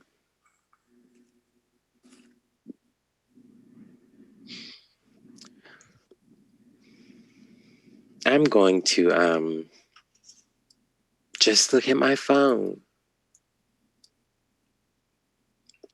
Okay. All right, we're going to sit here in awkward silence and. Oh, there's nothing awkward silence because I'm going to continue talking rather not someone speaks. Oh, the conversation can continue. Bahan is a master at tuning people out. So, anyway, I want to talk to you about the structures and buttresses, flying buttresses of like Greek and Roman architecture back in the Hellenistic period and the classical period of Rome. It's actually pretty cool. And he starts rambling on about Greek architecture and mythology.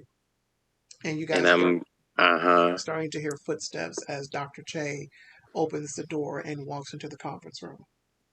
Ah, the head honcho has made it back in, and with her head still on her shoulders.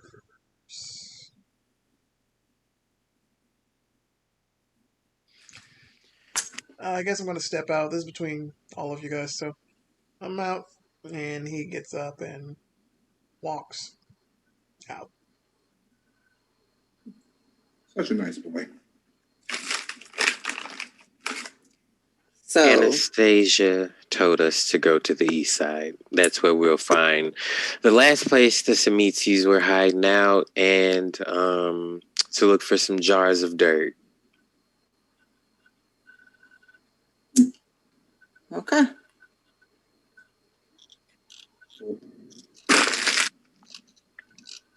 Throw that bag in the trash. Okay. I head to my car. Oh, you going to go? You want to leave? We're going, aren't we? Yes, we're getting ready to. Or y'all are going to go to the east side of town?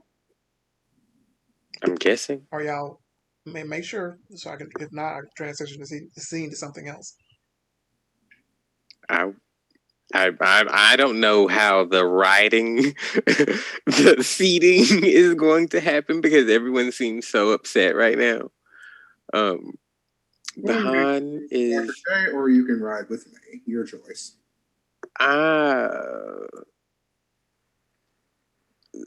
The least angry of the two. I'm And it's at guessing this is moment Dr. that the door opens again, and in walks behind Gallant. Hey, freakos, I'm back. Oh, I put the guy in your trunk. Thank you. What's up? You guys collaborating? Why is he here?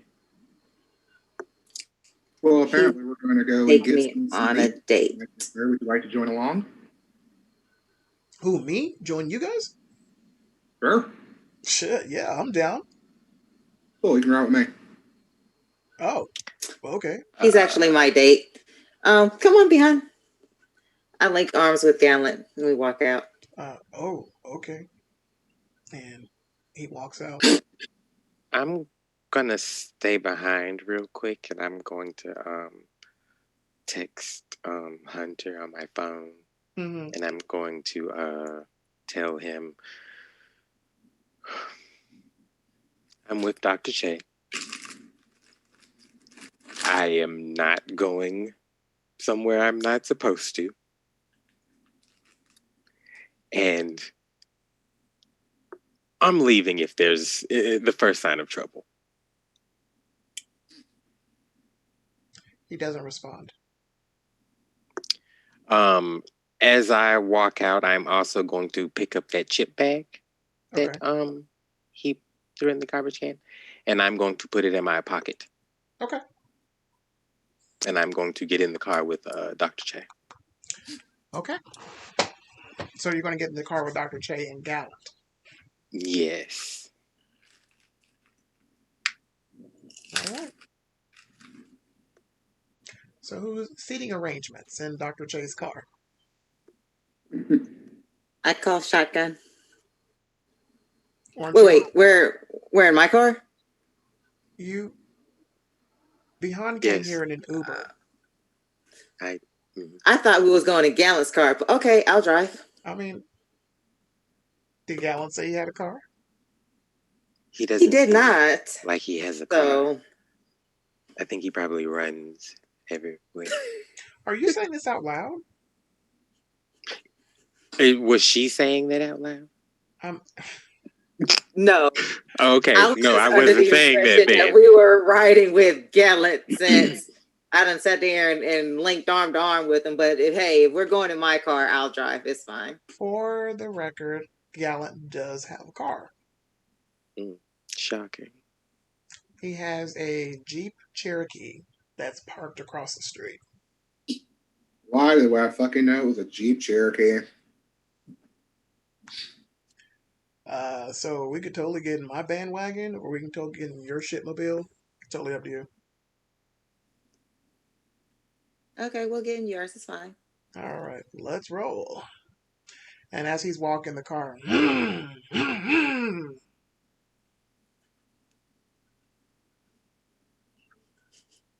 so I guess you call shotgun, and behind you're going to sit in the back. Yeah, I'm going to sit in the back. I would not want to sit in the front. Okay.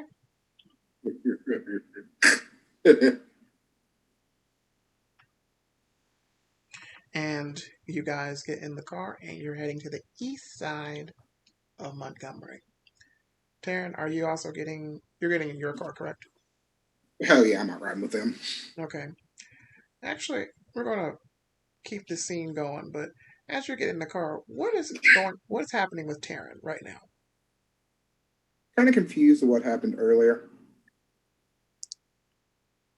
What are Taryn's thoughts on Gallant right now? Well, you said he kind of reminds me of what was that? Eddie Murphy in Brooklyn. Mm-hmm.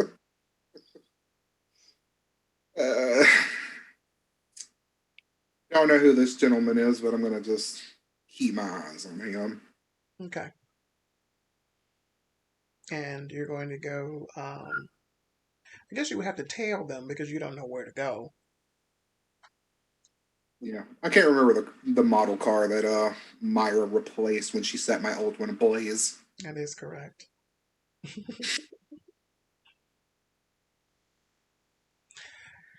As you drive down the road, speaking of that, your phone rings.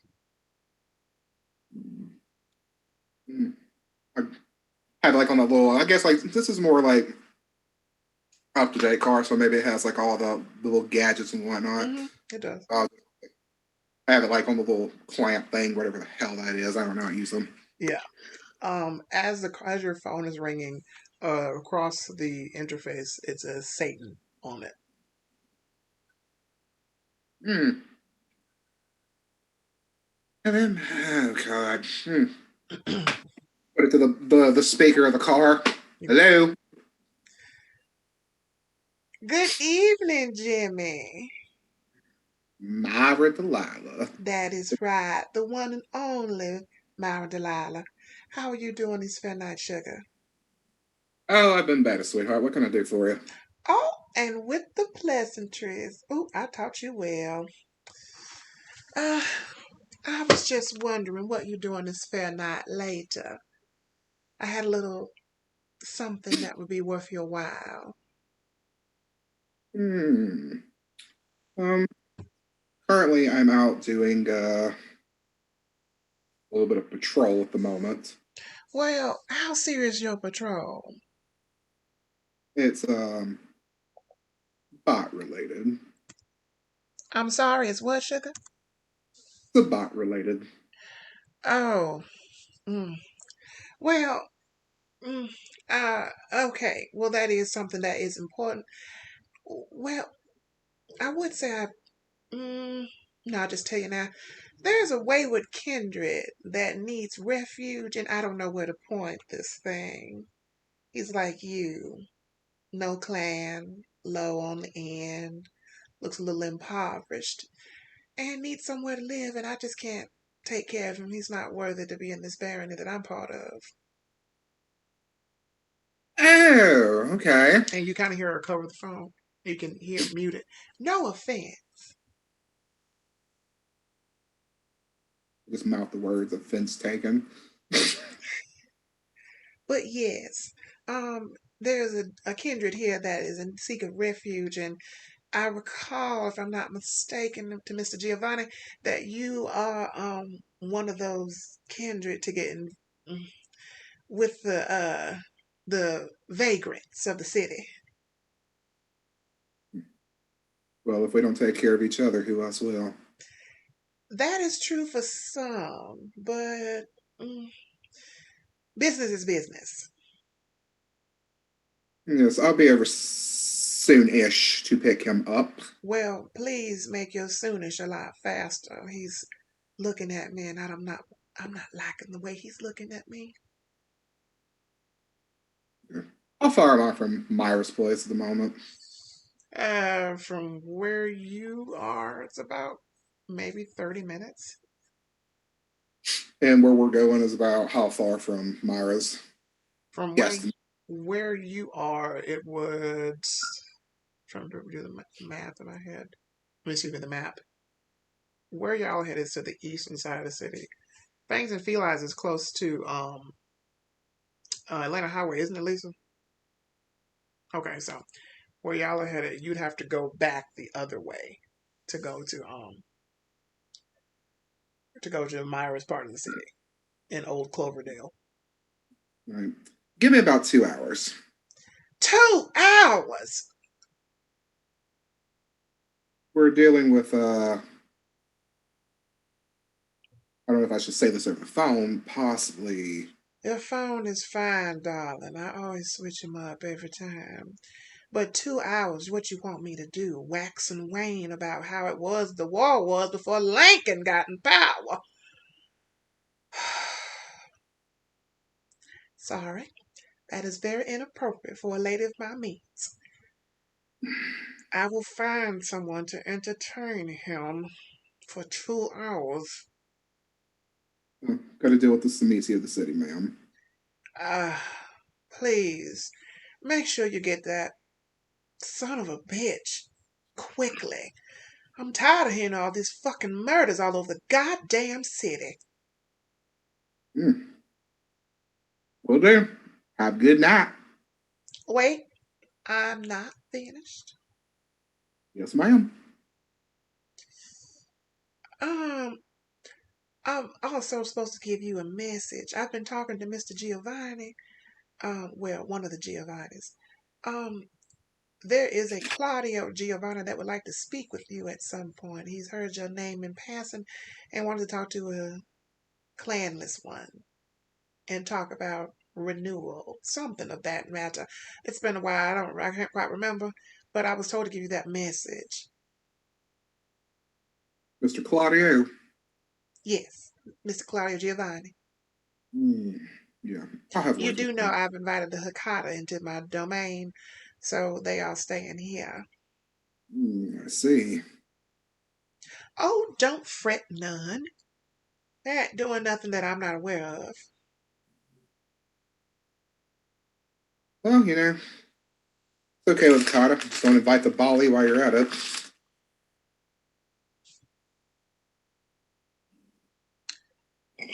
Taryn J. Knight. Don't fucking play with me. And the phone hangs up.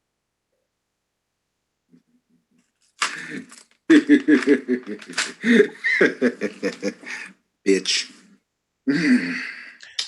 All right. So you are tailing Gallant behind and Dr. Che in the Grand Cherokee. Obviously the Jeep Cherokee. Gallant sits back and he's fiddling with some his console, and he's like, "All right, I got CDs. What do you guys want to listen to?" I'm eclectic. Oh, eclectic. I love that word. Let's see.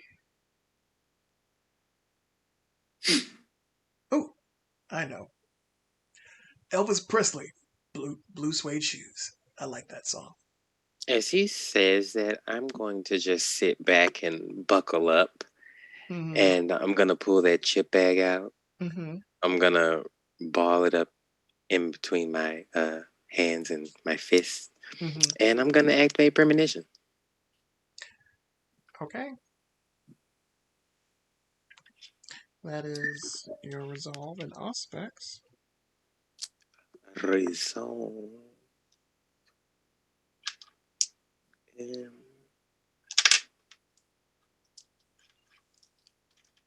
And I'm gonna say it's free.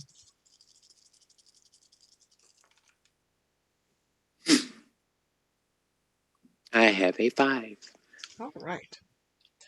As you're sitting there crumbling the chip bag in your hands, the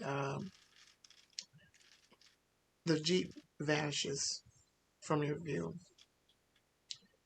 and you see the chip bag in hand, and you see Taryn's face, and it's as you're looking directly at his face, you see a split in Taryn's face and body. You see the attractive face of him on the left, and on the right, you see what you could be considered the beast. And the beast is smiling. And as the beast moves, as if it's breathing, it seems that more of the beast has eased over the face of Terran. From what you could see, it's half. Beast on the right, Terran on the left. The beast has now moved further over to the left. It has covered half of his eye. You can see claw-like hands playing about, and it stretches and says, "He'll be mine soon." And then you come back.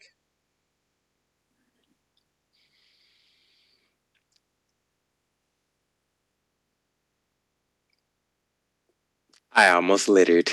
I'm just going to take that bag and I'm going to put it underneath Gallant's seat and sit right back again. Oh, so you're going to put trash in his seat? Ah, I don't know him. Okay. I'm currently just sitting back, like chasing behind them. I'm listening to Gunships, Dark All Day. All right. Jam. Good choices in music.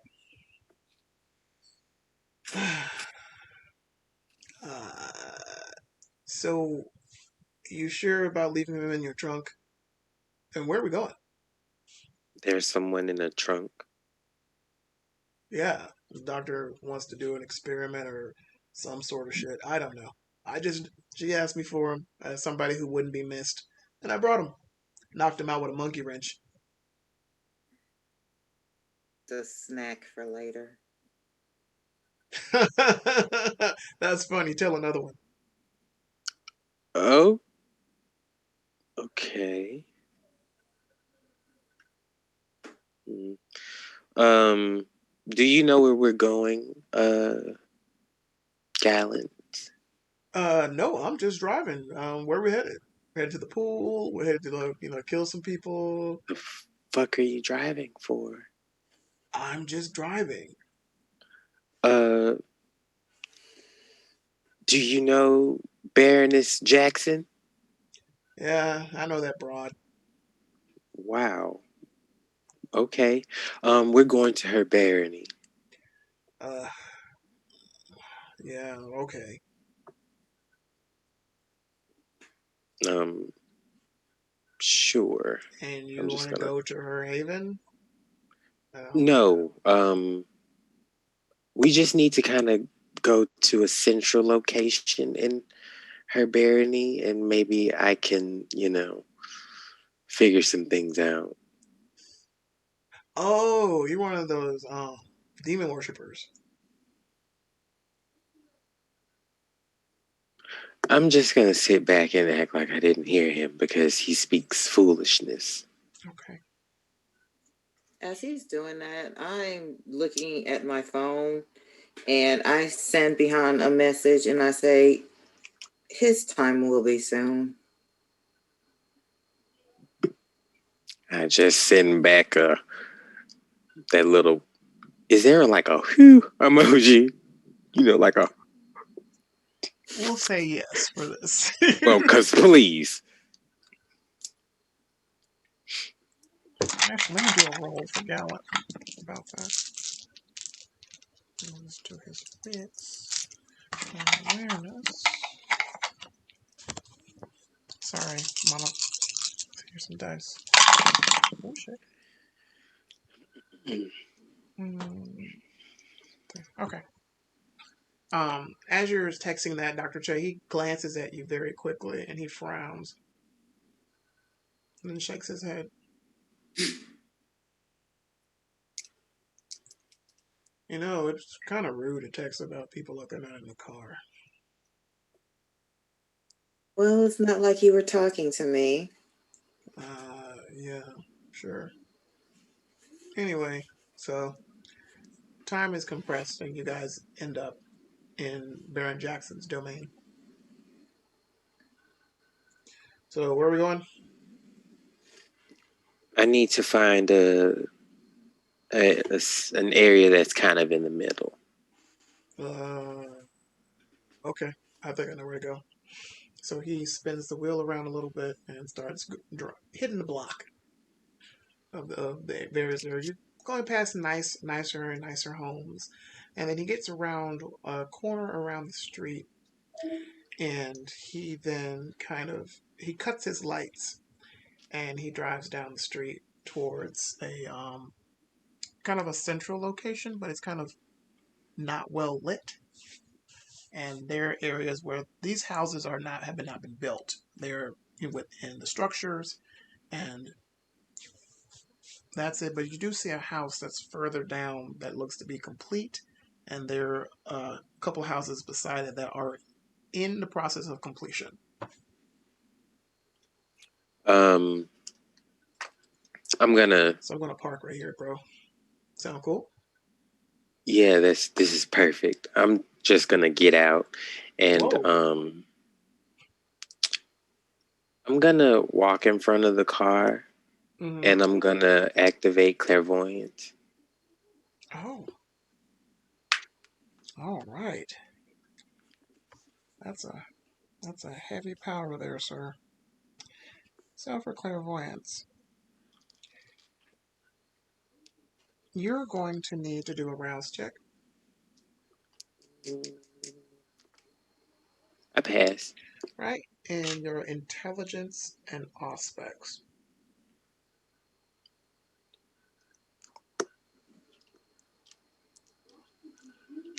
I don't think you'd be very familiar with this one.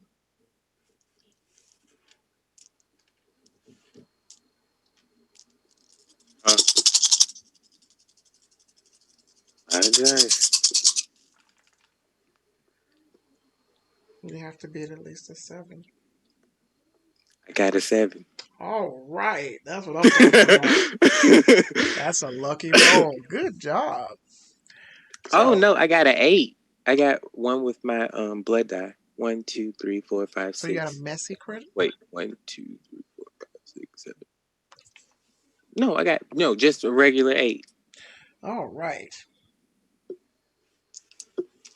So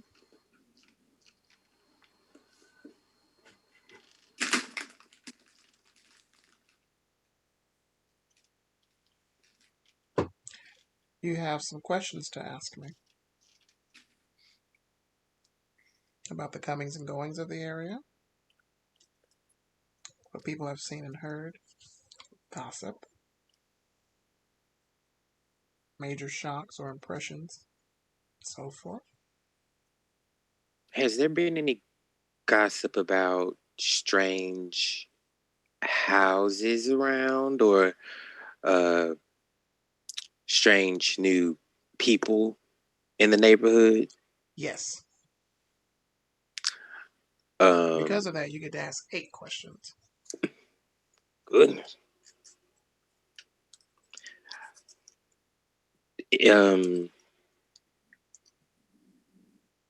I mean, do they know where the spooky house is? Yes. Do I know where the spooky house is now? From that, yes. Okay, I know where the spooky house is. Um,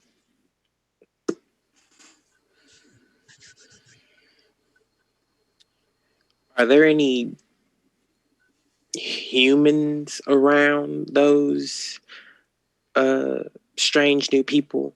Or like when the strange people aren't around, are there strange people around in the daytime? Yes. Yes-ish. From what you're getting is that you're not sure. There are people that are around that are strange, but they could be anybody. Mm. Um,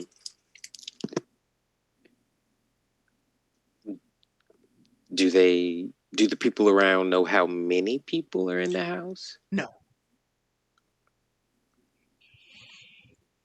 Does it seem like a lot? No.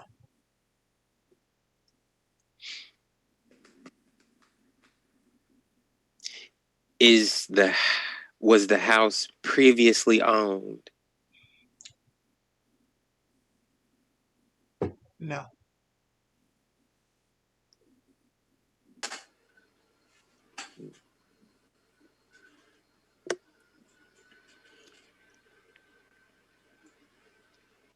Are there any strange landmarks around? No.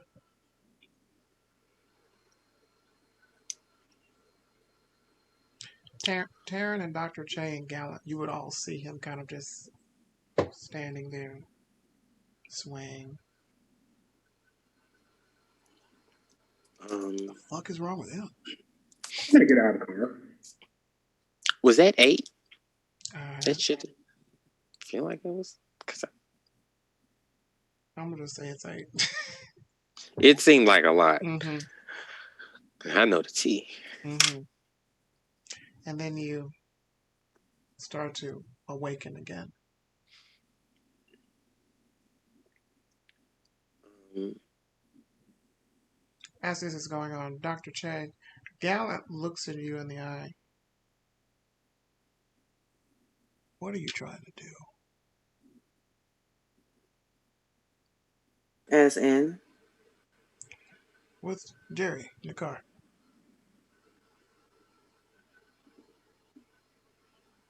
You've piqued my interest.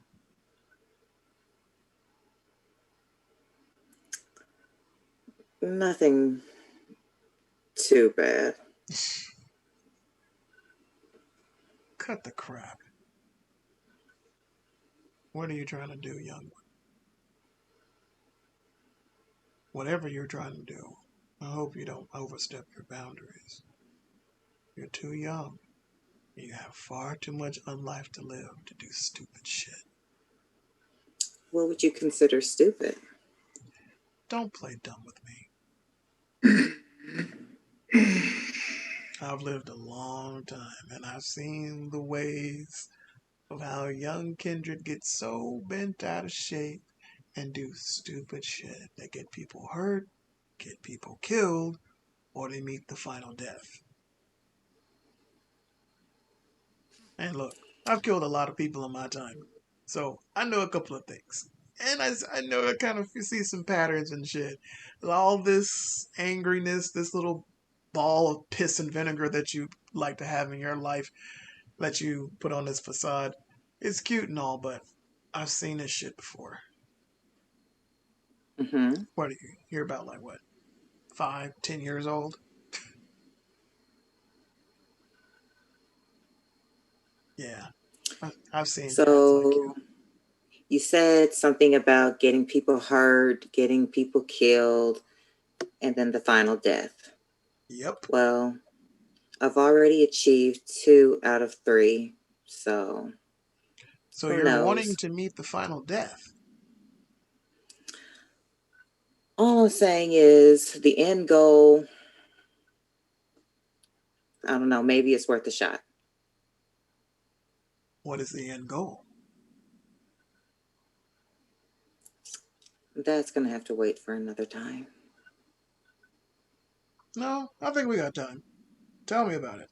Your little friend's off there in La La Land, and your other friend right there is getting out of the car. I got plenty of time. So tell me, what's up? Dude, you don't even know me. Why do you care so much about what happens Oh, tonight? I do know you. I do know you. What do you know about me? Let's see. Kind of scratches his head. Hmm. Your parents got murdered by lupines, right? No. Come on. You carry around a fancy sword passed down from people to people, generation type of deal. Probably been picked on most of your life, and then you ended up meeting the final death in over there in Korea. I was there.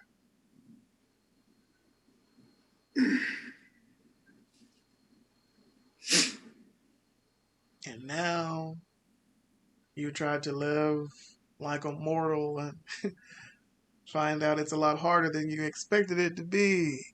You with that pretty face and all of this that lasts forever, and then you still walk around here and try to pretend that you like to go out to Buffalo Wild Wings and eat some Asian zing sauce on some wings and eat fries and shit. And, want to be all normal and shit. But, dude, you're dead. You're fucking dead. And because you're so young and inexperienced, you not only just lead forest fires, laden with bodies and breadcrumbs, you got a mouth. And like my daddy used to say, you got more mouth than a bulldog has an ass.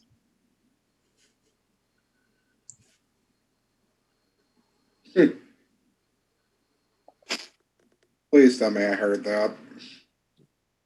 No, you wouldn't have. Damn it.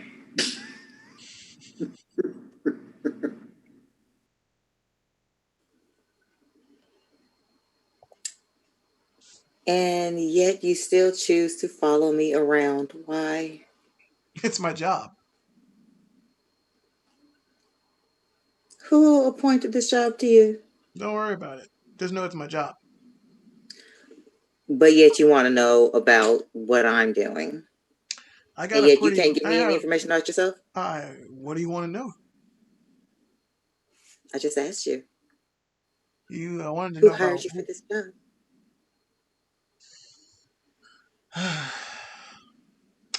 This chick named Madison.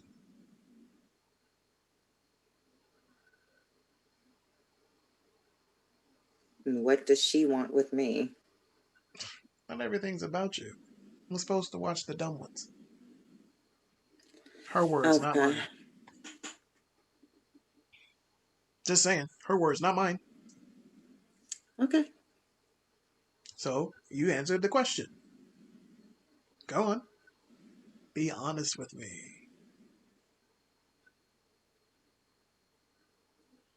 What? What are you planning on doing that you're willing to put yourself up for the fucking final death? Because if you go forward, it's gonna be a dumpster fire. I just want to hear you say the words. Say it. This tickles me.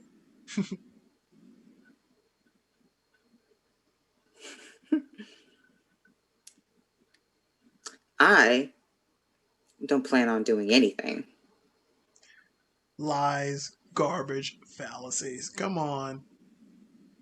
Now that's the truth. So what did I I knock old guy out for with the monkey wrench and put him in your trunk for? Because I asked you to. You're not going to feed on him. So what do you want him for? To do my bidding. You want a ghoul? Maybe. You have ghouls. I have a ghoul. Oh, you have ghouls. Also, you should thank me for getting that old girl Stephanie back. Where was she? She was trapped up in somebody's house in like a torture device. Made quick work with them. Again? Yeah, again, it seems like this happened a lot. Well, thank you. Yeah, the process, it was pretty weird. I don't know who that, well, never mind. Don't worry. I've already got him staked. No problem. Let me guess. Was his name Paul? No, not that guy. I'm aware of Paul, though. And I'm guessing you're not going to tell me who it was. Who did it? Mm-hmm. Some baloney phony. Richard something. They call him Richie Baby. Don't worry about it. He's staked. I got him taken care of. I'll probably eat him later on. Oh, okay. Well, appreciate it. Not necessarily a thank you, but sure, I'll take it. Thank you. Doesn't sound as genuine as it is, but I'll take it. I hold his hand. Thank you. He looks at it. I know.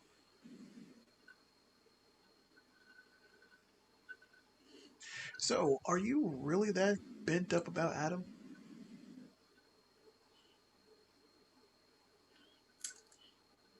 Should I not be?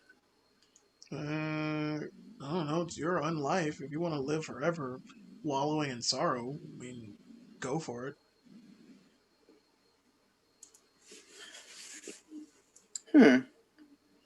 So is this what I have to look forward to?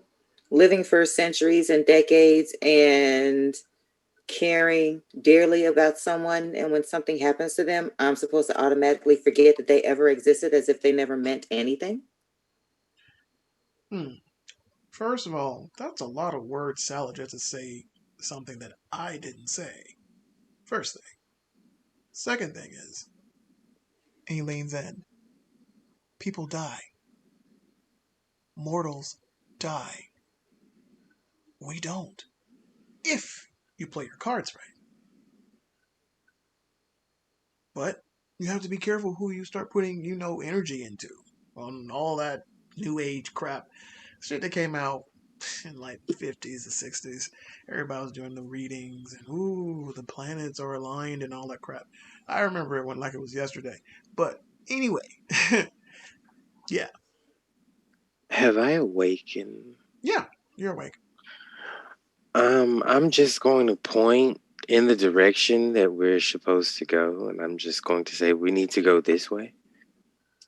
Okay. Hopefully, everyone who is blabbering around will follow me. Okay. So you begin to walk away from the truck down the street towards the area where the house is. But yeah, it's cool to love people and like them, but remember, they die. They live what, if they're lucky, maybe 110 years. 110. And if regular, maybe 70, 80. I mean, Americans eat shitty things, so they don't live as long as most people in other countries. But yeah, just saying, they'll maybe 80 years and then they're dead. And then when they get old, they get all wrinkly and pruny and get all weird. And sometimes they get dementia and become racist. So basically, you're saying you're born, you get old, you die. Yeah.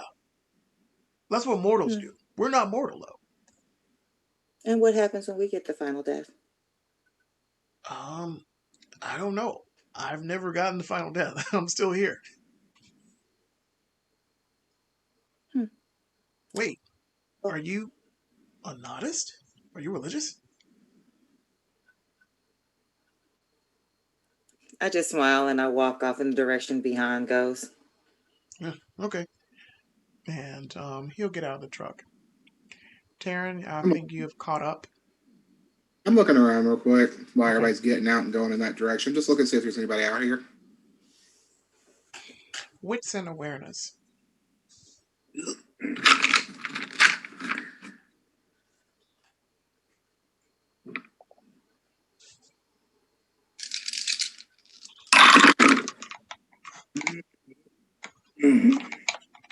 Three? Roll some dice real quick. You said 3? Yeah. Okay. As you're kind of scoping out, you see a figure at the corner of your right eye that's kind of like peering over in your direction, and then it moves back and wherever it was. I want to get behind the vehicle, kind of like out of sight of it. Mm-hmm. And I would like to use Unseen Passage. All right. Unseen Passage is, I think, a rouse check, correct? Or that's obfuscate. Yes. Okay. All right. As you move unseen in that direction,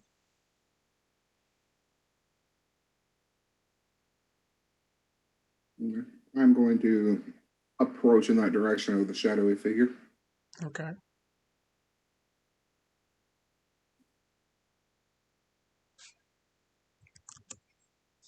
As you get to that area, you don't see anyone.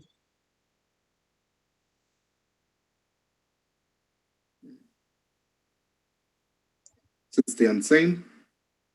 You only sense the unseen.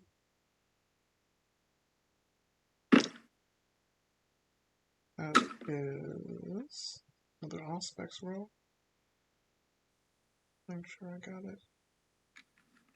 It's free. Wits and aspects.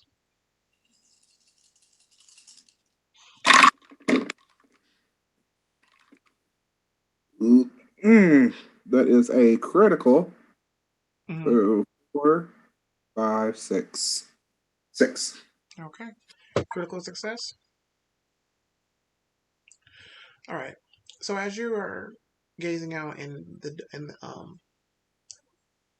darkness, unseen, you do see something being dragged in a direction away from you. It's like it's about a yard away, but you can see it. You can see something being dragged. I'm going to go in that direction. Okay. As you approach, no, please let me go.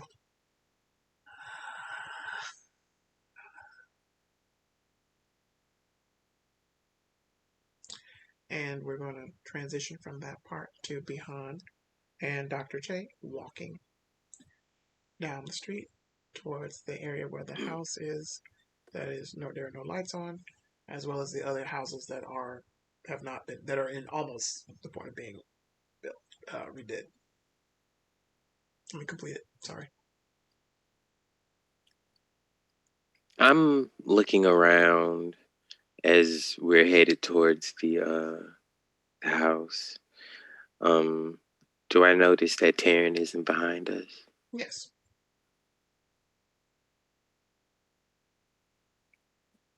I'm gonna activate Oblivion Sight. Okay. And you're going to see in the darkness. Oh, I like this. Go on. Is it a roll? Oblivion Sight. Let me check real quick. Don't think it is, but we will check. Mm, I don't think it is. nope, it's free. Okay. All right. Good. So your eyes turn. You blink and your eyes go black, and you can see in the darkness. As you look out in the darkness, you begin to see what appears to be like ghostly energy coming from the right side of you. And I need you to make a composure check. Just Just your composure. with a hunger die. No, just composure.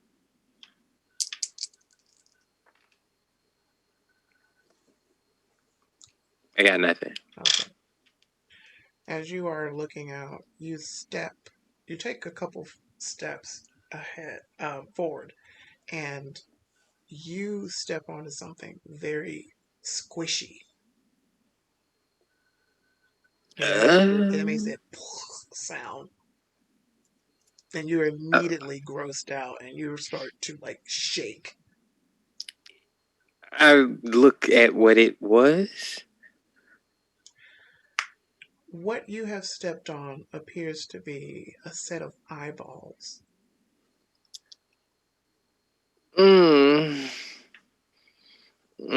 Yeah, I'm Dr. just Shay gonna, also sees this as well.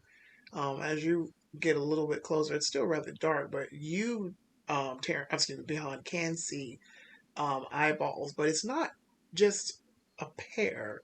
It is a trail of eyeballs and a viscous, not viscous, um, it's people that have appeared to be part of the street. I don't like this. I don't like any of this. There's eyeballs everywhere. And as you look, and a body road. And you look up at the house, and you can see from your sight that this house has parts of it that appear to be made of human body parts. I'm going to turn away, and is Dr. Che there? Dr. Che is there.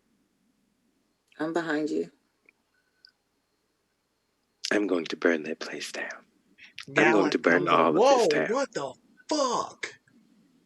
Oh shit. Samiti. Those are bodies. Yeah, Samiti do that. A lot. How Gross, are you man. so calm about this? I've been living a long time. We've been walking on fucking eyeballs. Well, you have. I haven't. I just got up here, dude. These shoes are expensive. Yeah, they look kind of fucked up. That's why you gotta wear the biker boots, man. I walk past him. Okay. And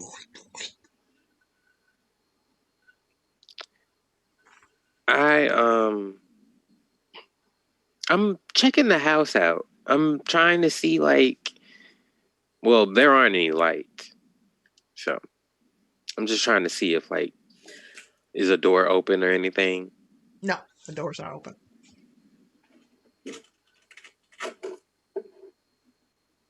I mean, I could break it. The door actually appears to be of a person. Of course it's a human person. I'm itchy. Gallant, would you please What? Open this. Would you like to open the door? Oh, not a problem, dude. Hold on. Just gonna roll real quick for him. Okay, he gets hungry. His hand turns into talons, and and blood and body parts spew out from the door, and he's painted with it. You and Dr. J are both painted with blood and body part. And Come the fuck on! he rips the door off. Oh wow. Fuck yeah. Yep. I did. Just kind of wipe it off. It sounds like tongue.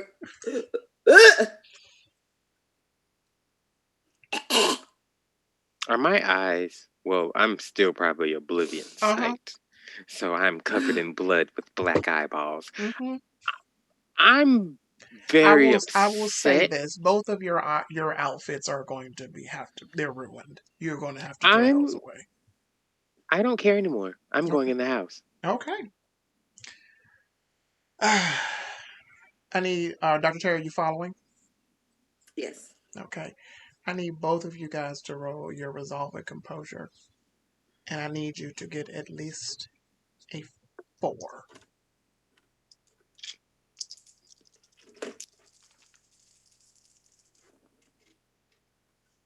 God damn it! I got a 3. I got a 4. Okay. So Dr. Che is able to steel herself behind you or not.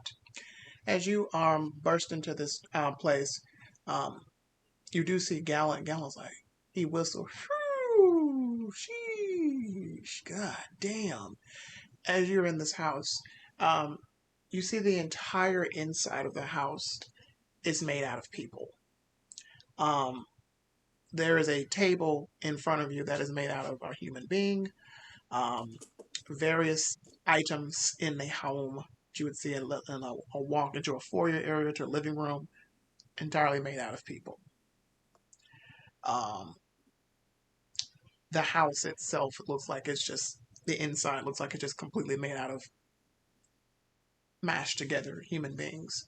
And you're not able to contain yourself behind, because as you walk, you kind of trip over a body of a young man who's had his face ripped off, and an arm put where his arms are put where his legs are supposed to be. Oh, dude, you guys have a really bad Samitsi problem.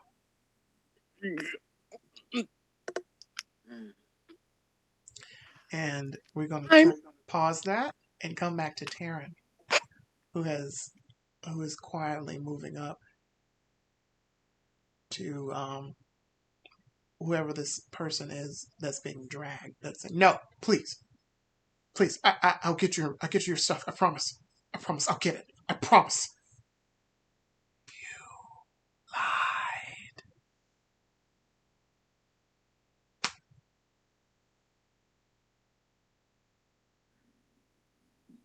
Can I see what is dragging this man? All you can see is a like a hunched over figure, and it's just complete darkness. And you see 2 people in like a net being dragged. One person is not speaking, and the person who is talking is the young man that's in the bag. Okay. And I'm going to what do I have? I'm gonna quickly and quietly. I'm gonna catch, have I caught up to these yet? Just a moment. Quick question. Is your phone on? Silent. Okay. All right. Carry on. What was the question? All right. How close am I? Maybe about 50 feet.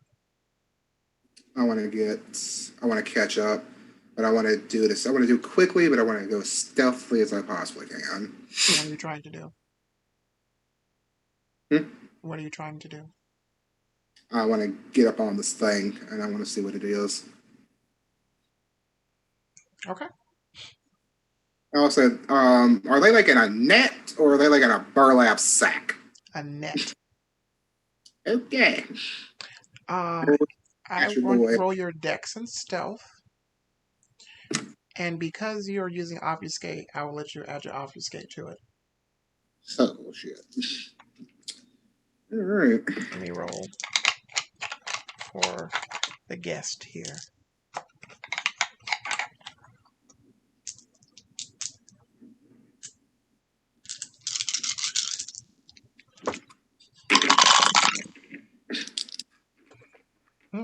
Okay.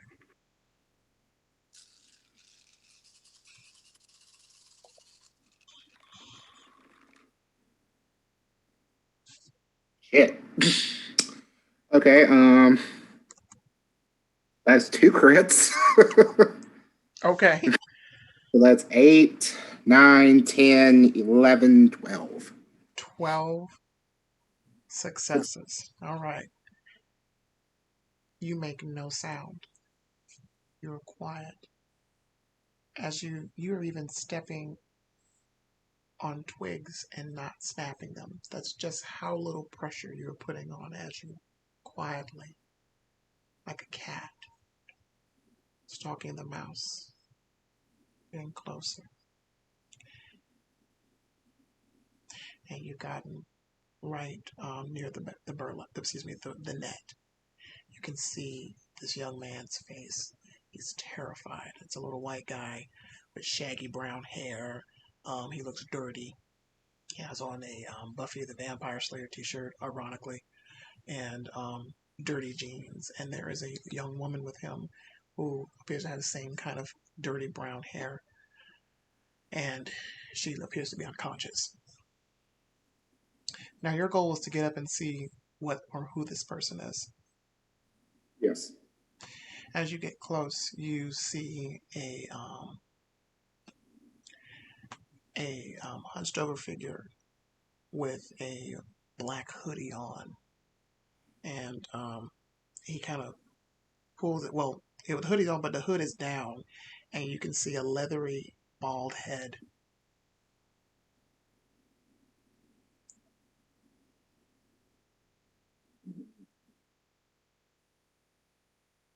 That's where I'm going to just bare my fangs and obfuscate. Okay.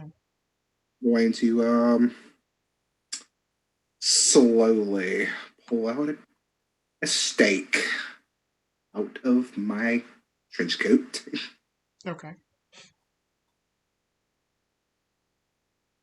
I would like to surge my dexterity. Rouse check. Pass. You get 2 die added to your roll. What is your Yeah. intention? I'm going to stake this man. Okay. We'll resolve that in a moment. Actually, let me do it now. To make sure. Okay. Doesn't even matter. What's your roll? This would be a strength. This would be a strength and melee. I'll let you add your obfuscate to it. All right. Oh wait, does it add my obfuscate to it? Yes, because you're still unseen. You have not made any noise. That's another crit. So 4, 5, 6, 7, 8, 9, 10. All right. Well, you're in luck. They only got 2. They're completely unaware of you. So what are you going to do? Well, since I'm technically behind this leathery looking thing, Mm-hmm. it obviously does not it probably doesn't look normal to me. Fuck this. I've already had like a rough couple of days. Right back. All right. with your roll, you're able to quickly, as you jam the stake right into their back, there's a and they tense up.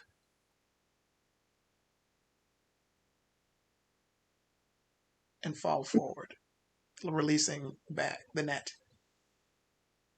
Oh, please, please, please let me go. Please, please, I said I'll have it. I'll bring it. I promise. I promise. Please, please.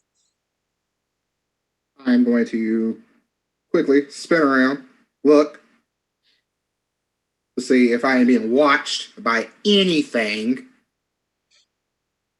You don't see anything. I'm going to reach down to the net. Are you okay?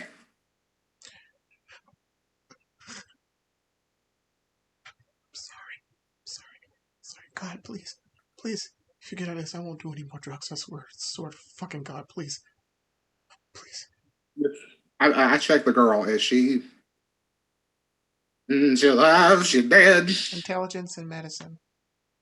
Politics and medicine. Intelligence. Oh, so you clipped out there. I was like, I'm sorry. Sorry.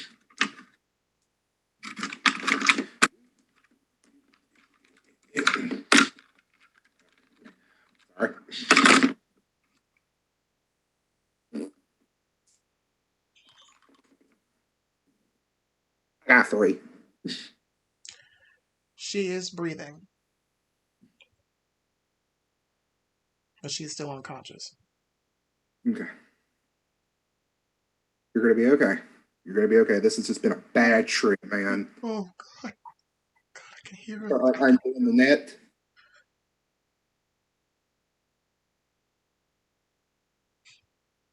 Like I get him out of the net. You okay? Who was this person? Who are you? I saw the thing, whatever that was, dragging you as I decided to help you.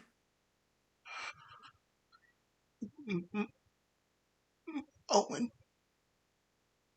All right, Owen. Between us, I'm going to deal with. I want you, like your girlfriend, friend of yours. She's a friend. That's Stacy. Get your friend's safety. All right, I'm going to deal with this little problem. Oh, okay. I'll make sure that this individual is put away where you never have to look at them ever again. Oh, okay. Okay. Thank you. Thank you, whoever you are, man. Just the bystander trying to help. And he picks her up and he tries to carry her away. And you are left alone with this creature. And we pause that and transition back to Bihan and Dr. Che. I'm, as you would say, freaking the fuck out. Mm-hmm. I'm gonna get out of there. 'Cause this ain't my gig. Where the fuck are you going, dude? This is a fucking body house. Well, yeah, it's Samitsi. That's what they do. They make shit. I didn't sign up for this. Oh. This isn't a part of the job description. Exactly what is the job description? Were we supposed to get something while we were out here? What were we supposed to be doing? We're supposed to kill them. The people are really tired of the serial killings, and this is apparently where they've been hanging out. I mean, look, there's people in the walls. There's people made out of the carpet. There's people in the chandeliers. There's a person refrigerator. I don't like any of this. Let's go find Taryn. I'm going to send a group text to the two. Okay. Speaking of which, here he is. I think I just found our Samisi fuck friend out here. I just ran a stake through his ass. He got him. Let's go find him. Yeah. And I'm just gonna like not touch anything else as I walk out.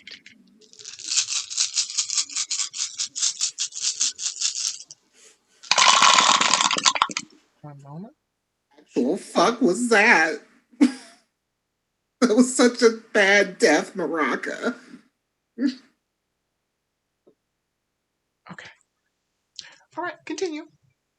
Fucking Vlad the Impaler's children. Just want y'all to know that. He was a Samisi. So you As we're walking out, I ask Gallant, what do you have on you just in case that person wasn't alone?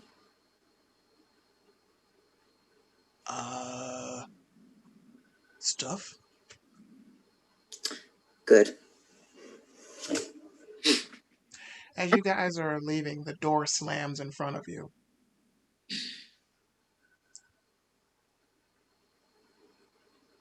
And where the fuck do you think you are going? Oh God. Now there's Dracula. I'm going for the door.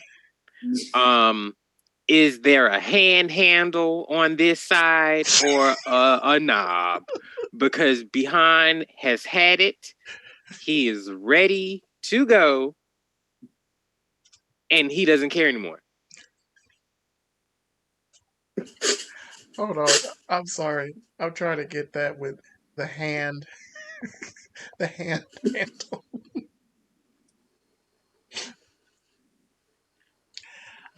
It is a hand handle.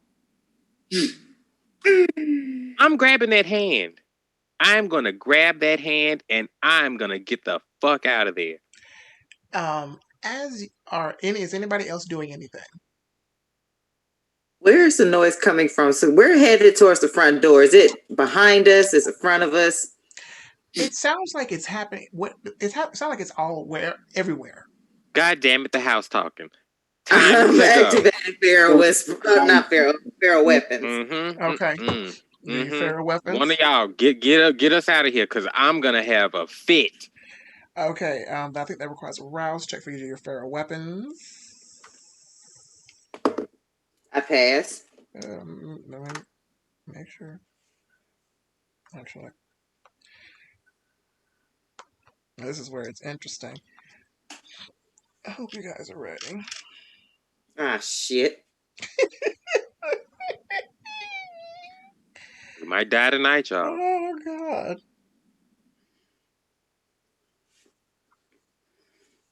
I want to flip over the little leathery guy. I want to get a good look at that face. Okay. So you activate your Feral Weapons. Claws come out. You're in the position. Gallant also is looking very confused. What the fuck? Oh shit, this is so fucking cool, man. It's been a while since I've been in a battle with this fucking Samisi. I'm jiggling the hand. You jiggle to no avail. Actually, as you jiggle, one of the fingernails falls off of the hand. I asked for it. Mm-hmm. Well, I guess I'm turning around. All right. So you're going to turn around. We're going to pause this scene real quick. I'm going to get back to Taryn just for a hot second. Taryn, you turn the wrinkly fuck over. You see leathery skin, black eyeballs.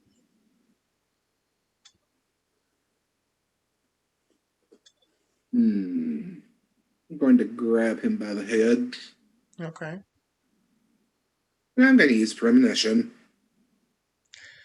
Just as you do that, you hear something. Well, Taryn.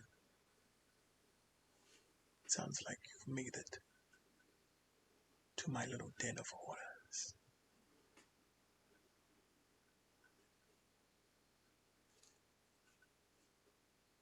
I start looking around.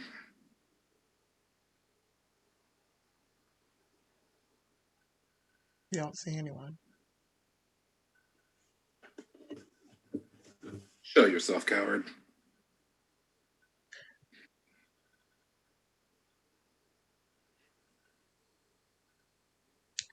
As you look around, you see something off in the left side of your vision as you're holding the guy's head.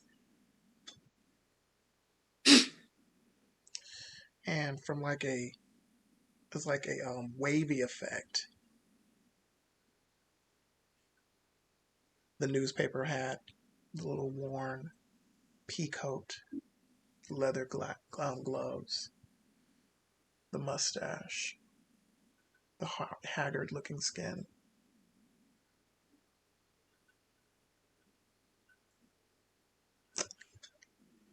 Hello, Darren. We meet again. This ain't the same Russian fuck that tried to eat me originally, is it? It is. Oh, it's you. I've been waiting for you. I'm Waiting gonna for put. the opportune time to eat you.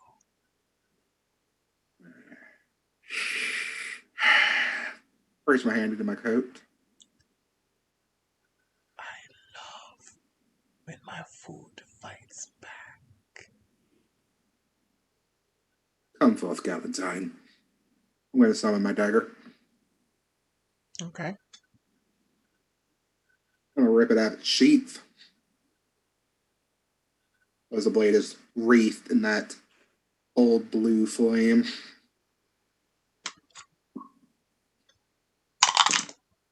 Okay.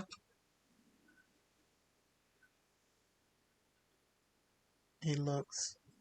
What are you planning on doing with that toy? Let me show you. I'm going to blink. It's a rouse check. I pass. As soon as I blink in front of him, I'm going to shove him with the pig sticker. Okay. So, a couple of things are happening at once. While this is taking place, there is a madness going on in the house that you're further away from. But as you blink, he blinks with you.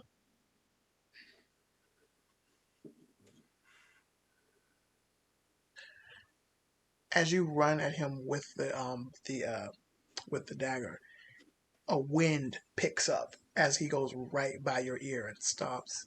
You have to be quicker than that. And he hisses in your ear, and you feel him lick your earlobe.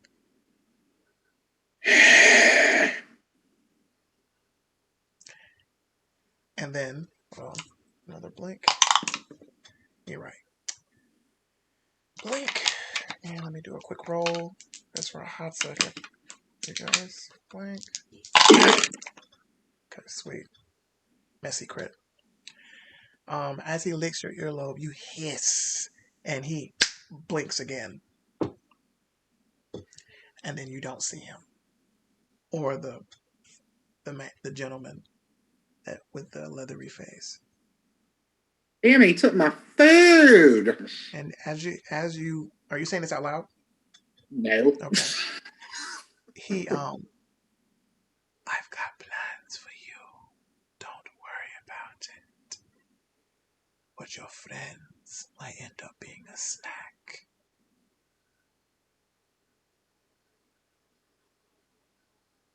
I'm going to just sheath the dagger. He starts to hum that Russian song that you're very familiar with. You hear it. Das Vidanya, Darren. I'll see you soon. Make sure you don't get involved with Kapula. And then the voice starts to disseminate.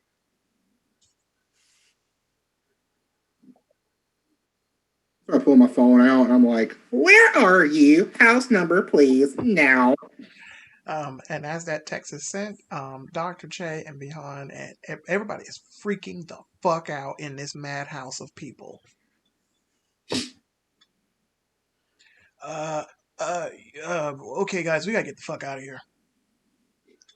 Like, I'm starting to panic. Is the house talking?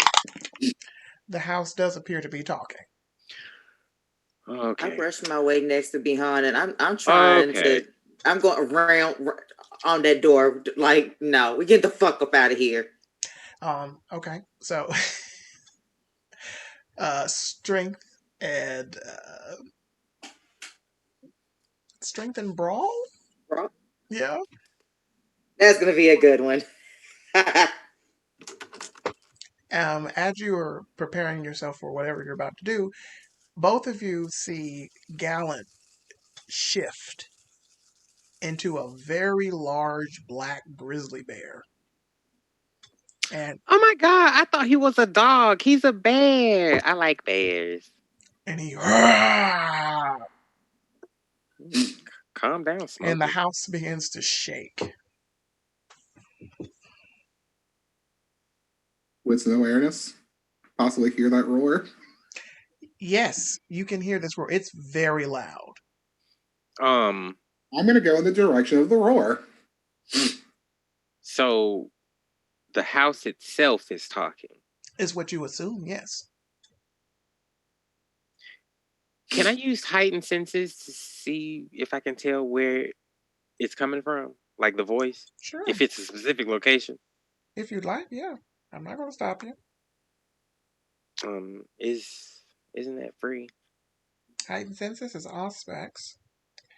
And it is free, but it's wits and resolve. Plus your aspects. What's wrong, Dr. J? Okay, so I have 3 sets of crits. So 19. Good God. Good God. 1, 2, 3. All right, what are you trying to do? I'm trying to rip that fucking door open. Okay. So, what'd you get, Brian? I just got a 4. Okay, just got a 4.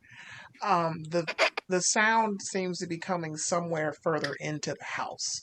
And as you are starting to realize this, Dr. Che runs and launches herself at the door. And you see her claws dig into the house flesh. And you hear the as she takes her hands and she rips the door and the section of the wall out. You guys are coated in bile and fluids because this apparently was somebody's intestines, and it is thrown into the house. Taryn, you are running and you see a section of the house where the door is come off, as well as you are coated in the bile and guts of the body house, as you are also witnessing this house that has been created out of flesh. Can I cry? A celerity to not get covered by bile and disgustingness. This is a trench coat. No. God damn it. No. So you're coated. Can you cry? Yes. Yes, you could cry if you'd like. I'm just gonna cry and I'm just gonna say it's coming from inside the house. So all of you are coated in guts and this mess of human beings that have been made into a home. Gallant barrels out past Dr. Che in the bear form, and I need you to make a Dex and Athletics, Taryn, as he's coming out like Thomas the Train. He's hoofing it out there. Is there any way? Is he like on all fours? Yes. Can I ride him? Can I jump on him and ride him?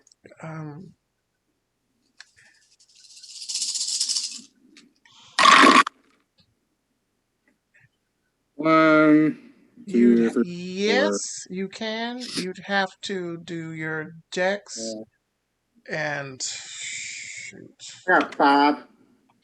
You had a 5? Okay. Athletics? Yes, Dex and Athletics. Okay.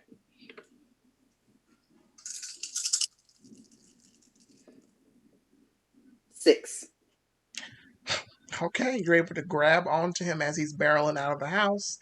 You launch onto him, and you are riding out on this black bear. And I guess I'm standing on the body porch, Yes, you just were standing. crying and You were just pointing. yes, eyes full of vitae running. Taryn, you see this, and you said you got 6'5", so you're able to get out of the way as you see Dr. Che launches herself onto this huge black grizzly bear that's barreling out of this meat house. I'm going into the house. Okay. Our job's now, as I walk past behind who's crying. Shape up, Kindred. We have not done our job yet. His body is just like a leg. I put my hand on my shoulder. I'm like, I know. It was. If I could have not had y'all ever subjected to any of this, I would have, but this is what this clan's like. I thought, oh my gosh. Like, I should just stay dead. Like, okay. Did you hear the voice, or Fake breath? Is there anything in here talking? Something. I thought the house was talking at first, but I think it was coming deeper. So, I'm going to go back into the house. Mm-hmm. Burning dagger in hand. And I am going to... Is there an upstairs? Yes. I'm going to go upstairs. Okay. You going to go in there by yourself? Well, I don't see none of y'all coming in with me. I'm going to look back at them. Are they still barreling away? No. Gallant has stopped, and he's starting to rear on his hind legs. Is he turning back into? No, he's still a bear. Oh, okay, so I guess I'm just kind of hanging on to a bear. Okay. I'm gonna follow Taryn back into the house. Okay.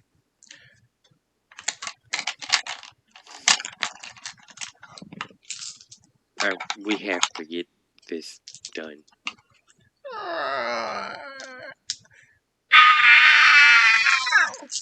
Okay, I'm gonna turn right back around because now it's screaming. Okay. I don't like this. You know, my microphone completely broke, so I didn't hear none of that. I heard it come from Joe's room. Okay. Go on. It was more terrifying hearing it come from another room, like a disembodied voice to coming from in here. It's coming from inside the house. Yes, I know. And I'm guessing there's flesh going up this wall. There is.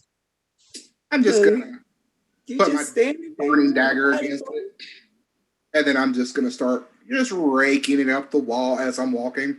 All right. As you're doing that,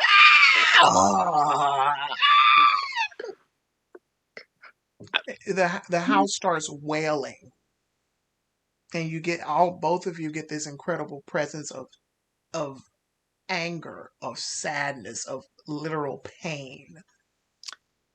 I'm sure behind is just Gallant flips around and he runs back in the house.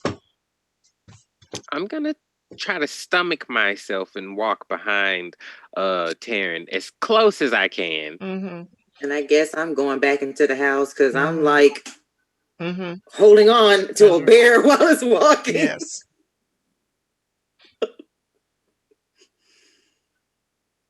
And where are you going, Taryn? Right upstairs. All right.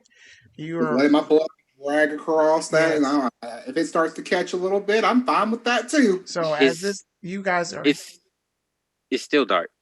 Yes, it's still dark. Again, but as he is raking up the walls, you see light from his dagger as it goes up, and you hear the house wailing and crowd screams and shouts. It is loud. The emotion is very palpable in the air. Dr. Che, you also feel it. Gallant feels it. He talks in bear form. Holy shit. Hey, get the fuck off of me. I'm not a toy. I'm gonna pull the dagger away, Mm-hmm. and I'm just gonna hold my hand up and go, Incendia. And I'm going to ignite my hand. Okay. And then brush check. Pass. Okay.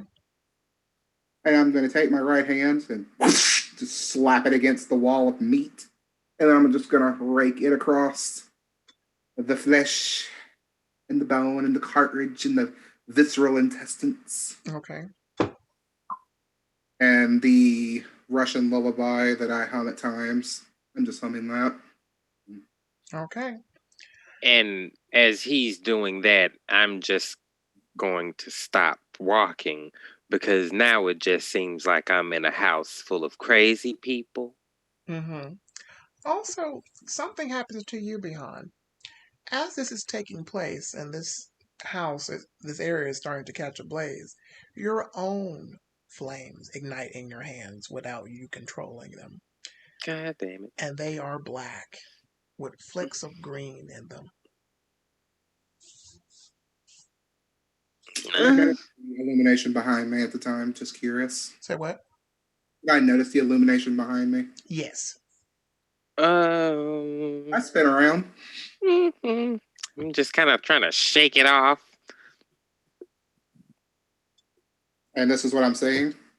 Yes, you see black flames and ever so little bit you see flecks of green. Question. Besides just bodies everywhere, is there anything around us that is flammable? I'm going to say no.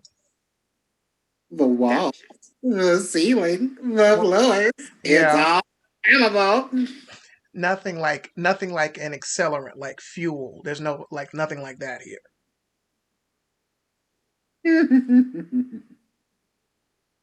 How far are y'all going upstairs?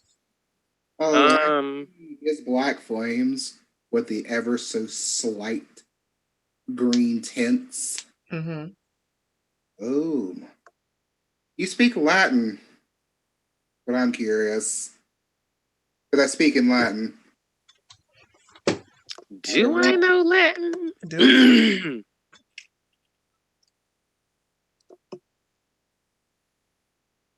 I don't think Beyond knows Latin. Probably not. Probably a little Spanish from travels, you know. And like Taryn kind of like went from like the face of like kind of a blank face almost to a kind of very just an angry scowl at Bihan.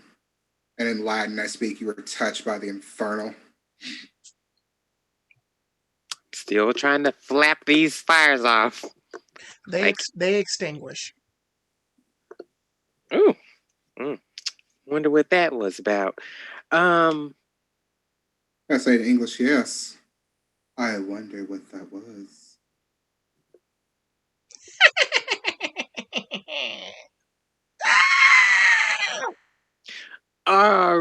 Yeah.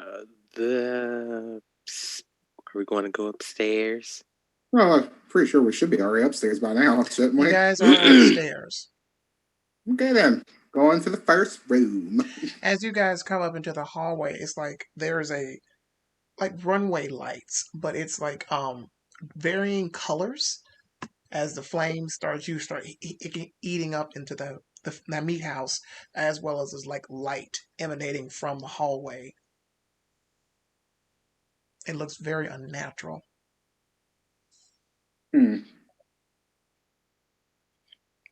Well, So we're so inviting. Take it that that's the way that we're supposed to go.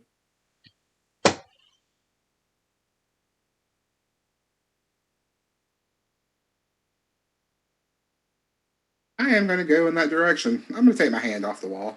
Okay. I'm following.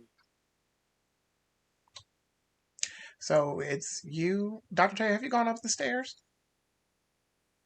I don't know. Am I still on Gallant's back? Gallant has said get off of him, Okay, then I'm off.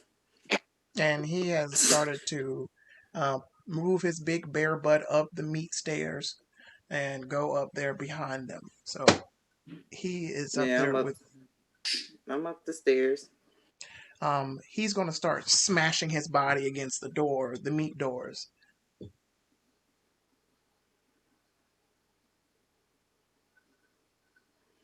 I take out my gun.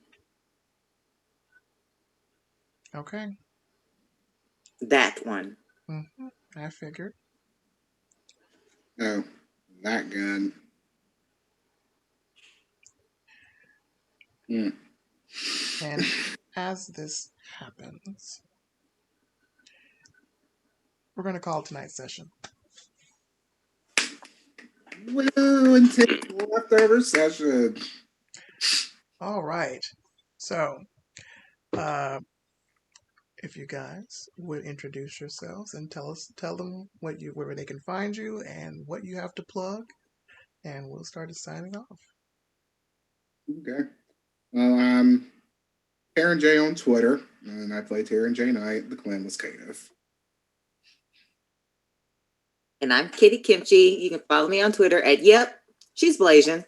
I have a few things in the works. I'll let you guys know. I'll probably post it on Twitter. And I'm Dr. Che Gangrel. Hi, everybody. I am Kid Mishka on Twitter. I play Behind the Tremere, who is pretty much kind of tired of all the things that's going on. And, yeah, you can catch me on Twitter or you can catch me on Instagram at Kid Mizu. And I am Joe, better known as Nola Fanger, DJ Toreador on Twitter, Joe_Schmo88 on Instagram. And you can follow us at these places on our handles, as well as River Region Studios and on Instagram and Twitter. I want to thank you guys for being on this little journey of this episode. I know we've actually gone over a little bit than what I expected, but it got very intense and very, very, very deep and very disorganized. And I love this as a storyteller. Personal shout outs to everybody that came into the chat. Also, shout out to you, Jason Carl, Empires and Vino. We love you here. Thank you for noticing me and noticing us, Senpai, as well as Big Dad. Everybody, thank you for coming into the chat. And let's see if these Kindred will survive with next game. Also, just a quick throwing out there. I put a thing on the internet that said, maybe if I ran a little off-season thing of Montgomery by Night adjacent and have some other kindred delve into the secrets of this city and possibly impact the main coterie. We don't know. Still in the works. But see my Twitter account for that. Anyway, remember, kindred, when it gets dark, it's always a great time to tell stories, especially when the sun sets. See you soon, kindred. Bye.